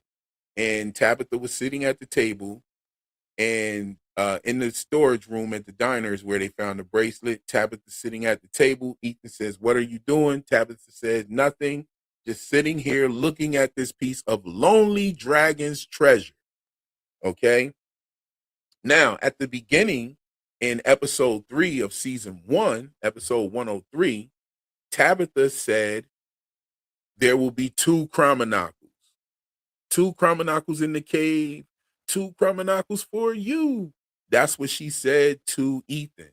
So that means that her and Jade are both Chromonakles. Jade is the Chromonacle who received the map from the storage room with the symbols in it. The symbols is directly above where the bones are, right? Okay. So that makes sense. That tracks. Victor is the other Lonely Dragon because he is also a hoarder of things that nobody wanted, of things. He is also a hoarder and a collector of things. And he also gave Tabitha a map showing her how to get to the bottle. He didn't give her a map, but he showed her how to get to the tower. He gave her a picture of the bottle tree / faraway tree, right? So he gave her that. Tien Chen gives Jade the book. Victor gives Tabitha the picture of the faraway tree with the bottles hanging from it, okay? Both of those ways, both of those things are indicative of the map that was given to the Chromonacle by the Lonely Dragon, the map of the rainbow sky, right? Okay. So just to be clear, the Lake of Tears has nothing to do with any of that. And the Lake of Tears is not in the Chromonacle book. It is not in there. It doesn't have it. The Lake of Tears is something that Ethan thinks he made up. But, and I'm not going to get into that real quick either. However, Dragon Ball, Tien Chen, a character being named Tien Chen, and Tien Chen being one of the Lonely Dragons. Okay. Now let's get into the video a little bit. Okay, so this video game, as you can see, is on that Super Nintendo vibe. Okay. And this, here it is right here. Okay, so there are two different timelines. So in this, now this is not my theory about the Chrono Trigger having connections to From. However, it definitely reinforced the connections to From are undeniable with this. Okay, because there's even a Gollum in here and everything. So the connections to From are undeniable to Chrono Trigger, right? The connections to Super Mario are undeniable to From as well. You have the faraway trees that are the warp pipes. You had Jade going on the magic mushroom trip.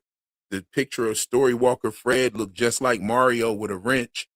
Then you had Christy wearing a Storywalker Fred jumper, but her jumper was actually a plumber's jumper, and Mario and Luigi were plumbers. So those connections are undeniable. Video game connections are undeniable. Role-playing games are undeniable.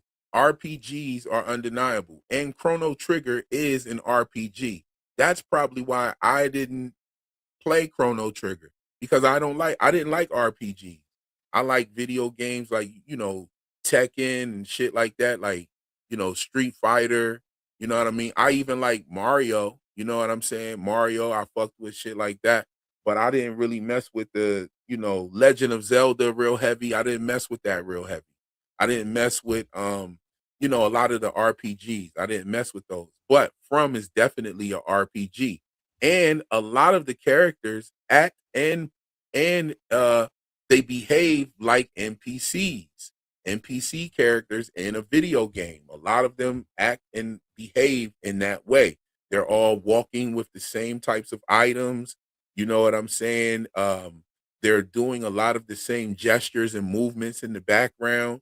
And sometimes they're just standing out in the middle of the street, just talking and shit. Like, what are y'all just standing out here by this shit for talking? Like, it doesn't make sense. Like, they act like they're actually in a video game at times. And you have the Pac-Man parallels as well, where you have a road that if you go in one end and come out the other end, you see what I'm saying? That's just like the Pac-Man portals, okay? So video games definitely was supposed to be a part of the wheelhouse of theory crafters. And I have heard a couple of people liken this to video games, but not too much. You know what I mean? You know what I'm saying? So hold on. Let's look here. You have this timeline at the top, right? This one is what happens when nobody interfered or intervened. You had the prehistory, the antiquity, the Middle Ages, the present, and then you had the apocalypse in the future. So this was the timeline up here that he was discussing for one portion of the video. The other portion of the video is the same timeline, right? But it is when the players interfere with the events that are happening, okay, through the time travel mechanism. So this would be the story walker part, or the repetition of something happening with different things happening. Okay. So Sophia has indicated that things happen differently. Why? I can give you a couple of good instances right off my head. When the crows showed up and she asked the question, she said, "Do the crows always do that?" You know what I'm saying? And she seemed genuinely shook when it happened as well. You have number 2 is when the man in yellow approaches Tabitha at the RV and says do you remember me? And he's like, she said, no. He said, oh, you haven't come to that part yet. So obviously, he's not in full detail of what is happening. Another instance is when they came into the house, when he came into the house with Clara, well, when Sophia came into the house with Clara, she called out for Sarah. She called out for Sarah, and Sarah didn't, Sarah wasn't there, but she wasn't sure if Sarah was there or not. So that means, and these are directly from my notes too. I know I said I wasn't going to give y'all some of this, but here it is. But Sarah wasn't in the house, and Sophia didn't know that. And so obviously she can't see or bear witness to it, right? Because she wouldn't have had to ask. She wouldn't have had to ask Tabitha, do you remember me? She wouldn't have had to ask if the crows do this. There are certain things. Sophia's line of questioning is to put thoughts in other people's head. But there would be no, like the questions that she was asking Kenny, right? She was saying, asking him questions. And he said, yeah, all of this started when they got here, So she flipped that and said that to Julie. So obviously her lining of questioning to people is to either stir up trouble or to actually find out what the fuck is going on. The biggest clue to this is Clara. If you could see everything, you wouldn't need Clara to see everything for you. You couldn't see the fact that they were sending both Tabitha and Jade down into the tunnel. You know what I'm saying? So there you have that. So she obviously cannot see everything. You know what I mean? It makes me wonder, are all of the voices the man in yellow that Sarah's hearing? I don't think so. I don't think that all of the voices that Sarah was hearing are the man in yellow. And a lot of people think that Sophia turning the diner radio on is proof that Sophia is who, or the man in yellow is who controls the radio. I don't think so. I think that there's another entity that's able to control the radio as well. You know what I'm saying? Some people are saying that the boy in white is the man in yellow. Some people are attributing everything that's happening to the man in yellow, and I think that's a grave mistake. You know what I'm saying? But folks, I think that this was dope right here with the Chrono Trigger thing. There's not really much I want to dive into without, having Ray up here to rock with me. You know what I'm saying?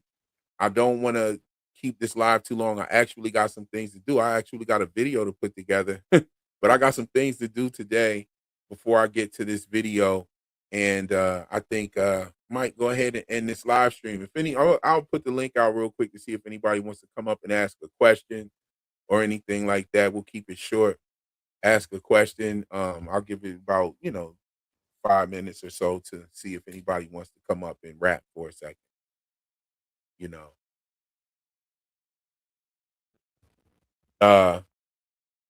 said E-Man thinks that Martin is the man in yellow. I don't know. I don't think so. I don't think that. I think that Martin was actually somebody that got trapped there. Now, if Martin was there and died, then Sophia has revealed that she can only turn into the people that are have died there. It makes me wonder, is she gonna kill Elgin and turn into him? That would be a smart thing to do. You know what I'm saying? Because what if she does come from Victor's time period and Victor ends up remembering who she is? You know what I'm saying? And Shorty still ain't changed clothes yet. You know what I mean? But Clara didn't change clothes either. I thought that was very interesting. Demo is in the building. Demo, what's going on? I dropped the link down there. See if you can come up. I'm about to end the stream in a little bit anyway.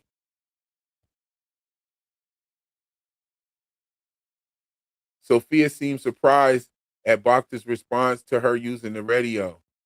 Yeah, she did. She seemed surprised. And I think that Sophia can control the radio, but also other entities are controlling the radio as well. You know what I'm saying? I don't think it's just Sophia. I don't think the man in yellow is the end all be all of the big bad here. You know what I'm saying? Man, I want to get into my notes. Just I will say this. I'm gonna say this. We really need to think about what's going on with Jade. I'm gonna just say that for my notes. And okay, I see a couple people. Elizabeth and Yaya is in the building. Thank you for joining me. What's going on, people? What's on your mind? Hey, Real. Thanks for having me. Oh, you're welcome. Hey, Oh, you're how's it welcome. going? Thanks for allowing me to call in. Indeed, Yaya. What's going on? What's going on? Elizabeth, tell me what's on your mind. So, I'm I'm really curious if you think they're gonna answer or pay off any of the rendezvous clues. Like, I know they can't pay off everything in the finale, but the rendezvous thing, I saw that you covered. They're kind of putting it back in our faces again this season. And I'm wondering if Victor's sister Eloise maybe owns a moving company and is tracking moving trucks to try to find from Bill. I don't know if we're gonna get any rendezvous answers. Do you think?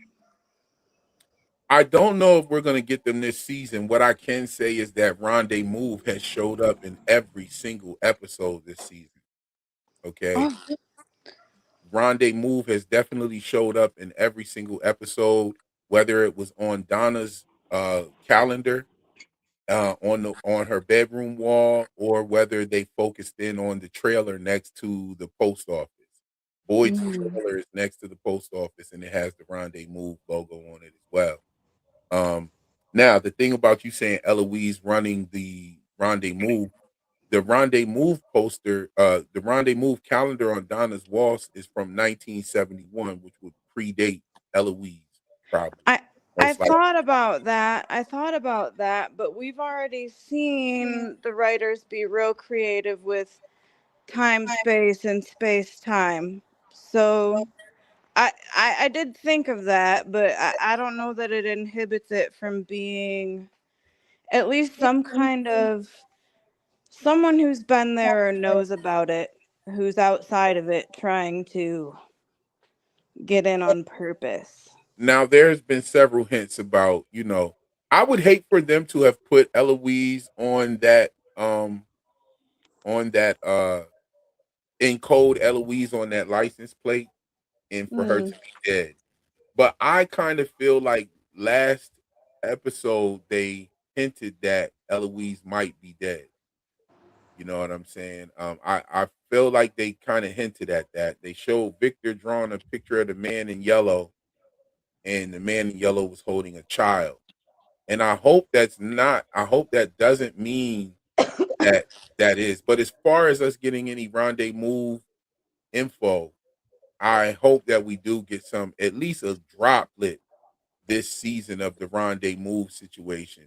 The right, rendezvous, just like a little peekaboo, like a little sneak, like, hey, next season, guess what? There's right, outsiders trying to get into cahoots in some way. right. I agree. Just give us a little sneak peek or something. Show us little something. Give us some kind of rendezvous movement. Because a I, movement don't stand still. You know what I'm saying? Like yeah, right. but this picture right here is what really makes me worry if Eloise is still with us. You know what I'm saying? He's carrying a child. I hope we don't get a scene or a flashback of the man in yellow eating Eloise. Victor said he found pieces of her. I will be disappointed if they do that, because what was even the point of introducing the thought of her if they were just going to do it like that? My man Demo has a theory that Eloise may be the author of the Chromonacle book series or the Gulagog or something. Hmm. I really Mm, like that theory. I think that me personally, I think Rendezvous is remnants of an ancient order, an ancient monk monastery order. Fucking Freemasons. Yes, you know what I'm Right at the saying? center of the letter. Okay. Yeah, okay. Of an ancient order, All right. and Keep there are going. several umbrella companies like the Maboose Company, that we Yeah. saw, like what is it, the Creelers Cola, the Peach Company, you know, also the company that was on the logo of those moving boxes when they had the food shortage. I think that all of these companies may be under the umbrella with or under Rendezvous, and Mm-hmm. they have been monitoring what's going on. You know what I'm saying? And I think that that's where our technology and sci-fi aspect come into play. I think the supernatural aspect is with the place itself, and Mm-hmm. I think that people being sent there, like you have the Corporal Brian Kelly situation happening with Boyd being the first person he ever saw die in his arms, and then a couple coming into that town named Brian and Kelly, kind of suggests that the entity or this places has reach out into the real world. You know, we've Father Kotri heard voices, Kenny's father heard voices. You had the boy in white showing up to Tabitha on the outside. You know, that could have been just a figment of her imagination. But I think there are some yeah, Demo. I think there's some outside organizations and umbrella companies that know about this place, that have been studying this place. And I thought that season 3 was going to show us that because Tabitha was outside. I think they Yeah, did but give us was some she? clues I to it. still don't know that she really was outside. Well, I think that she was, because that would explain Acosta and the Yeah, paramedic. but we don't see that ambulance pick her up in Camden. Yeah, we didn't see that happen, but we did So see we her don't walk past that ambulance. like We that did. ambulance could have been on its way anywhere and gotten a call and been like, "Oh, I we're think right that there." And then they I got caught up. I think that I think that maybe the place has influence on the outside as well. Well, Obviously, certainly. it would have to do that in order to pull these people from out there. Like it would have to have some sort of power on the outside. And I think that because we saw Tabitha when she exits the hospital, she walks right past that same ambulance. So, you know, I think that this place just has some tentacles on the outside and can control certain things. I also think that Henry knows more than what he's saying as well. Um, you know, it's either that or he has grief because he didn't believe what his wife was saying. You know what I I mean? mean, I hope it's not the he's latter. not sinister. He's not sinister. He's just losing it. Well, I well, I don't know. There were a couple of things, eh, you know, when we first met Henry inside of the house that just didn't make sense. You know what Well, I'm saying? yeah, and that's probably all those things, all those red flags that we saw are probably why his wife was probably leaving him and why he Exactly. wasn't We don't with know what the dynamic mama was and between those kids two. when they went to Right. Frontville and he wasn't with them is probably because the same red flags. It's like this dude is kind of Well, like, not well, stable. like Yaya said. I mean, we don't know the dynamic. If she was actually leaving him or not. Like, It's it, suggestible though. it could be. It's a maybe. It could be. You know what I'm saying? Um, we don't know what the dynamic was between Christopher and Miranda either, you know. And then we see her driving the Hornet car.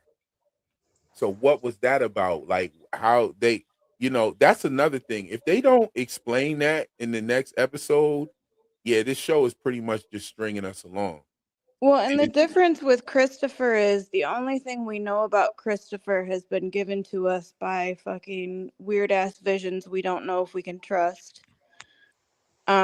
But whereas the other narratives were experienced by actual still living characters. we have we have a question about the convention. Okay, so yes, we will have streaming. The event will be streamed on all of our channels. All of the YouTubers that are going to be there. We're going to have a bunch of YouTubers there. You know what I'm saying? All of the YouTubers, I'm sure, will have this streaming from their platform. You know, everybody will get the key to this stream, and the stream will be on everybody's platform. And you know, it'll be pretty dope. People will have panels as well. You know, I don't know if people are going to come with their own streaming setups, but that could be a possibility. But Tony and I are going to provide a live stream of the event with multiple cameras. There are going to be multiple angles, all of that. So we're going to have the streaming down pat with that, and it will be on our channel. We're going to get a ticket spot up real soon. We're trying to get it up by this week, next week, sometime around then, where you'll be able to go purchase the tickets. We're going to start the tickets off at like $100. You know what I'm saying? And that'll be for all inclusive. Like if you know, get that, I can definitely say that when it gets close to the event, the price will increase. And we will have lodging packages as well. Like if you need a room or whatever. We have not totally settled on an actual venue, but we are talking 2027 in Nashville. That's definite. That's definite. So it's definite. We're definitely gonna, it's called Tube Bash Demo. You know what I'm saying? So we're gonna do a Tube Bash where we have YouTubers that talk about TV shows and other stuff. And it'll be an opportunity for us all to meet. We're gonna have some music entertainment, live performances, and DJ stuff going on. We'll have, you know, certain nights, and we'll have different panels, you know what I'm saying, about various subjects, about various television shows, and some of the actors from the TV shows will be there. Like we'll have some of the people from try to see if we can get some Widows Bay people to swing through. And so it's going to be a dope event. We're putting it together. This is Tony and I, and we're going to add on more contributors, but it pretty much starts with us. Pretty much the ideal of having a get together and creating something was Tony's idea, and it morphed into something different because it just wasn't possible to do a FromCon. You know, Amazon pushed back on it, and so you know, we decided to make it about us and our fans instead of just making it about the TV show. So that way we can still get some of the people from the show to come and participate, you know, whether or not that the show, like the event doesn't have to be named after one television show. We can open it up to more TV shows and have more people, live performances, music, and it's going to be in Nashville. So you already know it's going to be lit. So, yeah. That's awesome. And you guys shouldn't even tie it to one show because really, I think I'm going to tie into my first comment that I want to make to you. I think you are a dark horse in the creator community. They were not expecting somebody to come out and make all these connections. And I say that because recently Emmanuel Noisette said in one of his interviews that when he spoke to the producers, he was like, hey, why didn't you guys create like a Walking Dead sort of post show? And he's like, you go ahead and do it.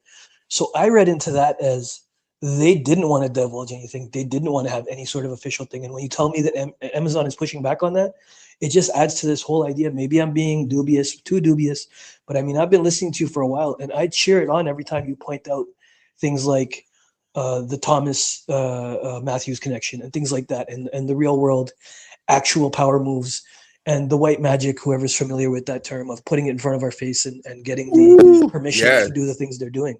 Yes, getting the energy from the people beforehand Right. is that's what the rehearsal means. There you go. Yeah. There you go. Real quick. I thank sorry, you and appreciate you for noticing that. And I thank you for your appreciation of noticing it yourself. You know what I mean? Us bringing together the community you know, not just with one show, but with other shows, I think is the best move. And to also just make it about the YouTube creators and them inviting their fan bases to come meet them in person. Absolutely. Absolutely. You guys are the new media. So, I mean, it's spoken of openly now, right? Legacy media is dying, right? You guys are the new media. Real quick, I wanted to touch on a couple of things you mentioned tonight that caused me to actually call in.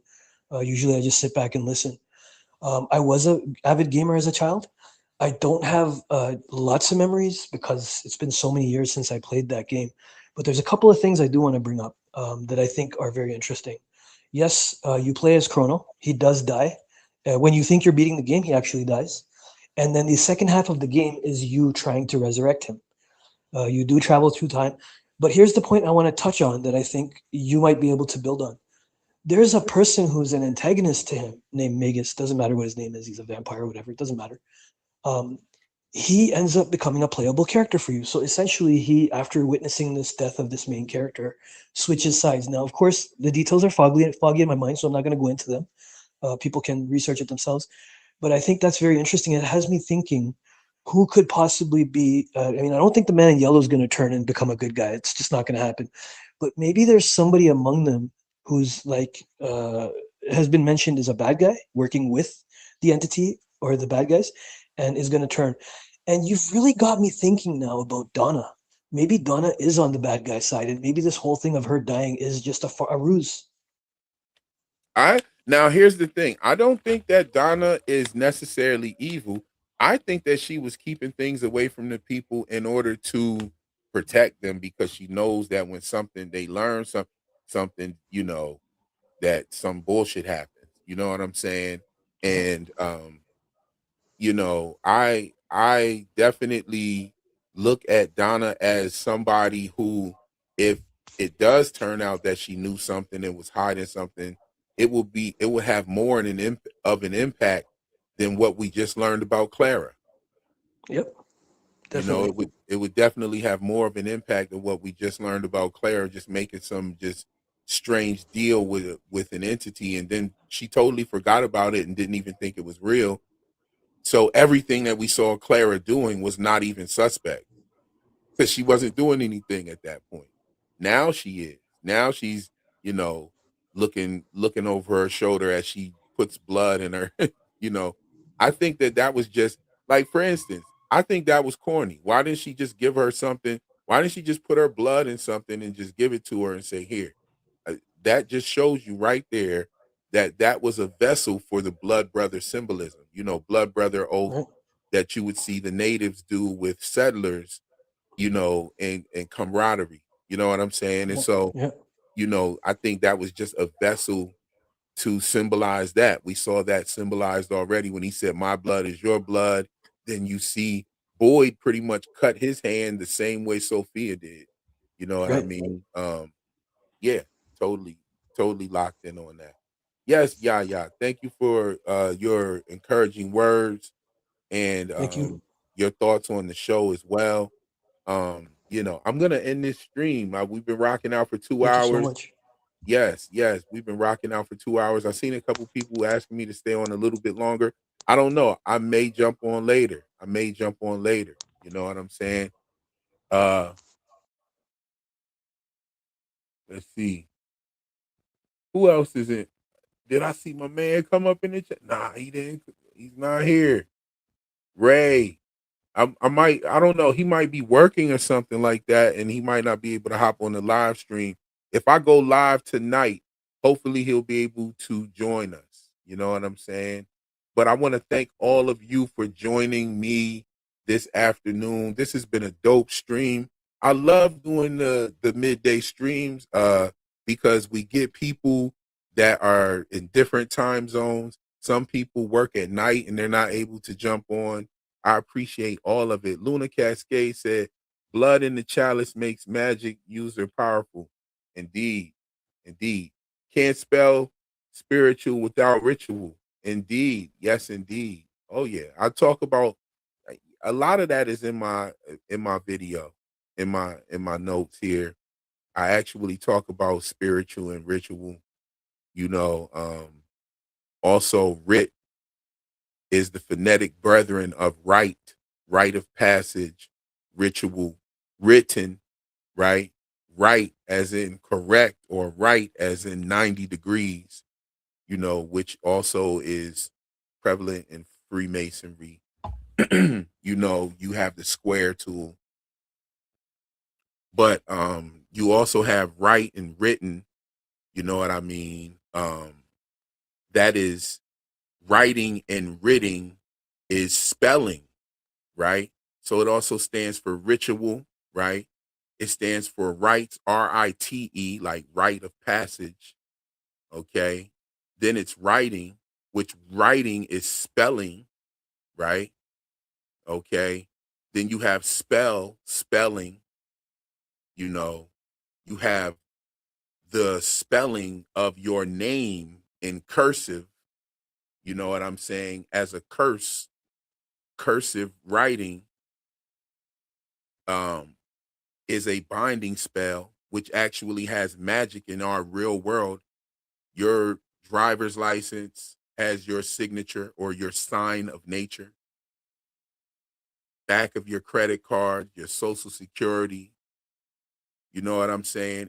Mostly any document that you agree into, and any document that has that signature on it has your name in all capital letters, which is the capitis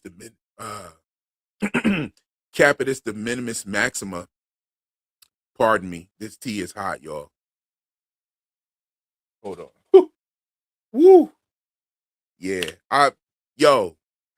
You guys have heard me burn my mouth on this tea at least 3 times. And every time it's funny as hell. That was a funny one right there. Cause I got locks, yo.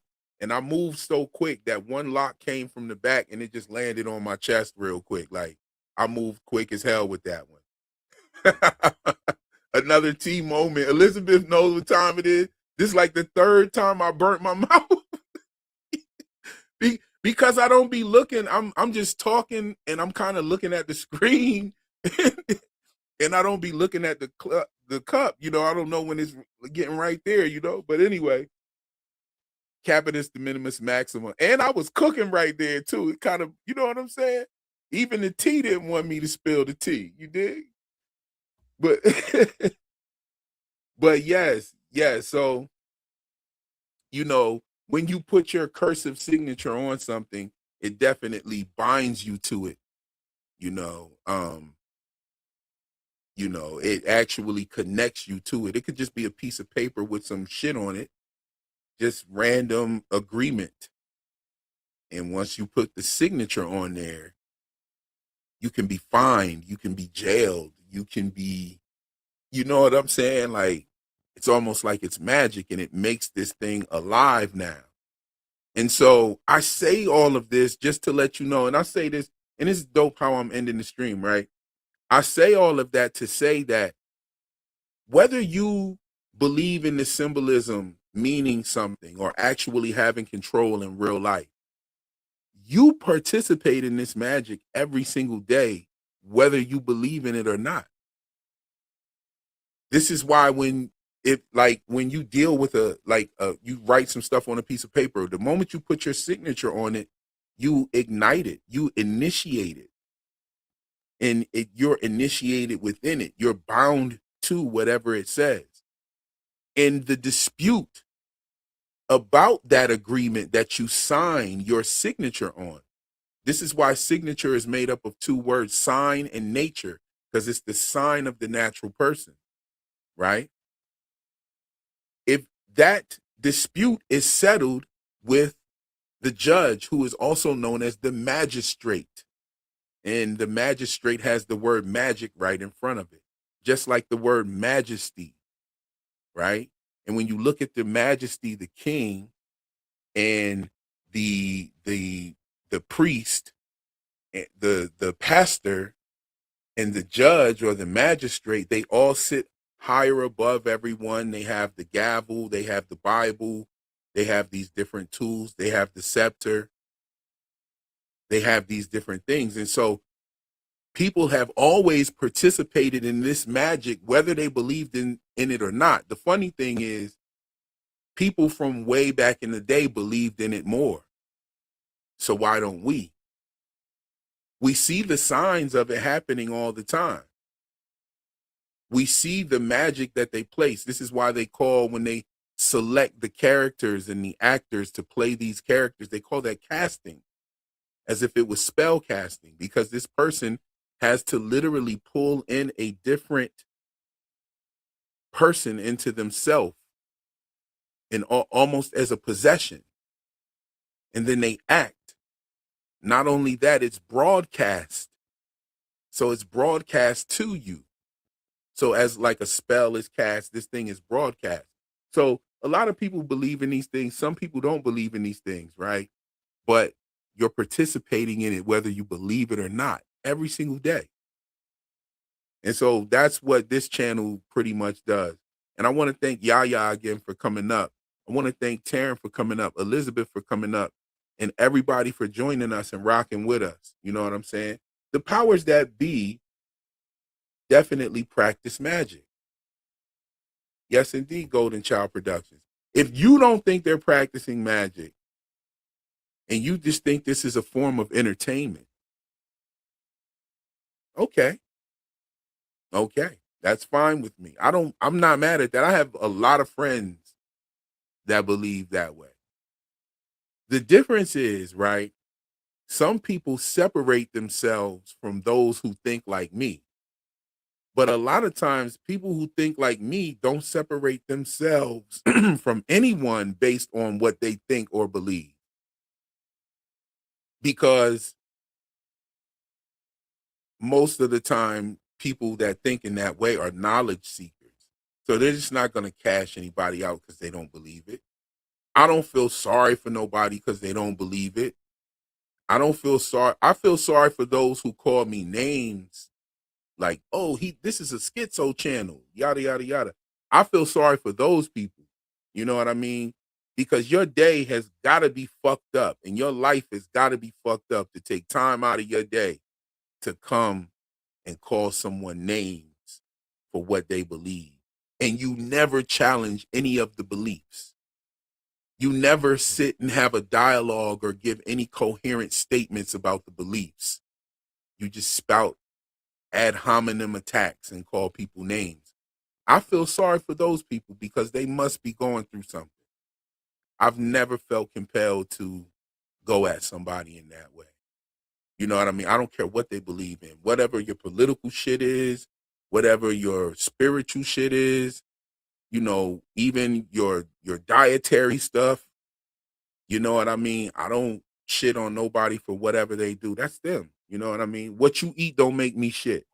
You know what I'm saying? I want to shout Dana out. The wonderful, beautiful Dana Marie coming through with 5 Real Enigmas and Theories gifts to the Magnified. Thank you so much for your generosity, sis. And you know, I don't know why, but when I went on Scarlett's stream the last time, I don't know why. I must have missed the story, but okay, sorry I missed it. You were on vacation. There's the answer right there. That's dope. That's real dope. You know what I mean? Okay, Demo said if I hop on later, he'll hop on. That'll be dope. I'm glad you had a good time. Did you have a good time? Hope you had a good time on vacation. It's about that time for my family, to be honest with you. We're getting close to that vacation time. We're going to do something. You know what I mean? Ritual, intention, change of reality. Yes. At Real, the show is fire. Thank you. You know what I'm saying? The tea is hot because the show is fire. At a bare minimum, a network of elite cults that serve each other deities. At most, it's true reality warping. I know enough to not doubt the power of esoteric magic, which is what the elites believe in. Of course, This is where you had things like Operation Paperclip, where they were bringing in Nazis to start things like MK Ultra and do shit, all that type of shit. MK Ultra, they were literally trying to make psychic super soldiers. So they spent millions of dollars of your tax money to do so. So obviously they fucking believe in it. You know what I mean? They spent lots of money researching these things. They have sent armies to confiscate artifacts from the Ziggurat of Ur in many different places. Look up the Ziggurat of Ur and look at the occupation and all the shit that they took up out of there. You understand? All over the world, they have found artifacts. Follow the money. Follow the money. The money tells you everything you need to know. You missed all the Clara fun. Yeah, shout out to Dana and her Clara video for sure. You know what I'm saying? Clara ending up being a person who had made a deal with Sophia is bananas. I love it. Yes, indeed. So you know, they definitely, and not only that, I'll say this real quick before we go. But the CIA has their hand in the creation of your favorite movies and TV shows. Okay? Who do you think these rich dudes that live in their neighborhoods live next to? They live to top Pentagon brass and all kind of people like that. That's who them is their neighbors. And they're sitting at the barbecues together and meetings and hanging out, saying, hey, why don't you write a movie about this? I'll give you all the details about this, that, and the third. And then you got a movie, The Men That Stare at Goats and shit like that. You dig what I'm saying? So this is real deal shit. Like, you could believe it if you want to. You don't have to. That's fine with me. I hope that you enjoy your visits to the channel nonetheless. But as I stated, we're going to get up out of here. I appreciate everybody that came through. I hope that this picture that we see on the screen does not mean that that's Eloise. I hope not. You know what I mean? I thank you all for coming through. I love y'all. And we might go live tonight. We'll see. Much love to y'all. Thank y'all for joining. I'll catch you in the next one. Peace.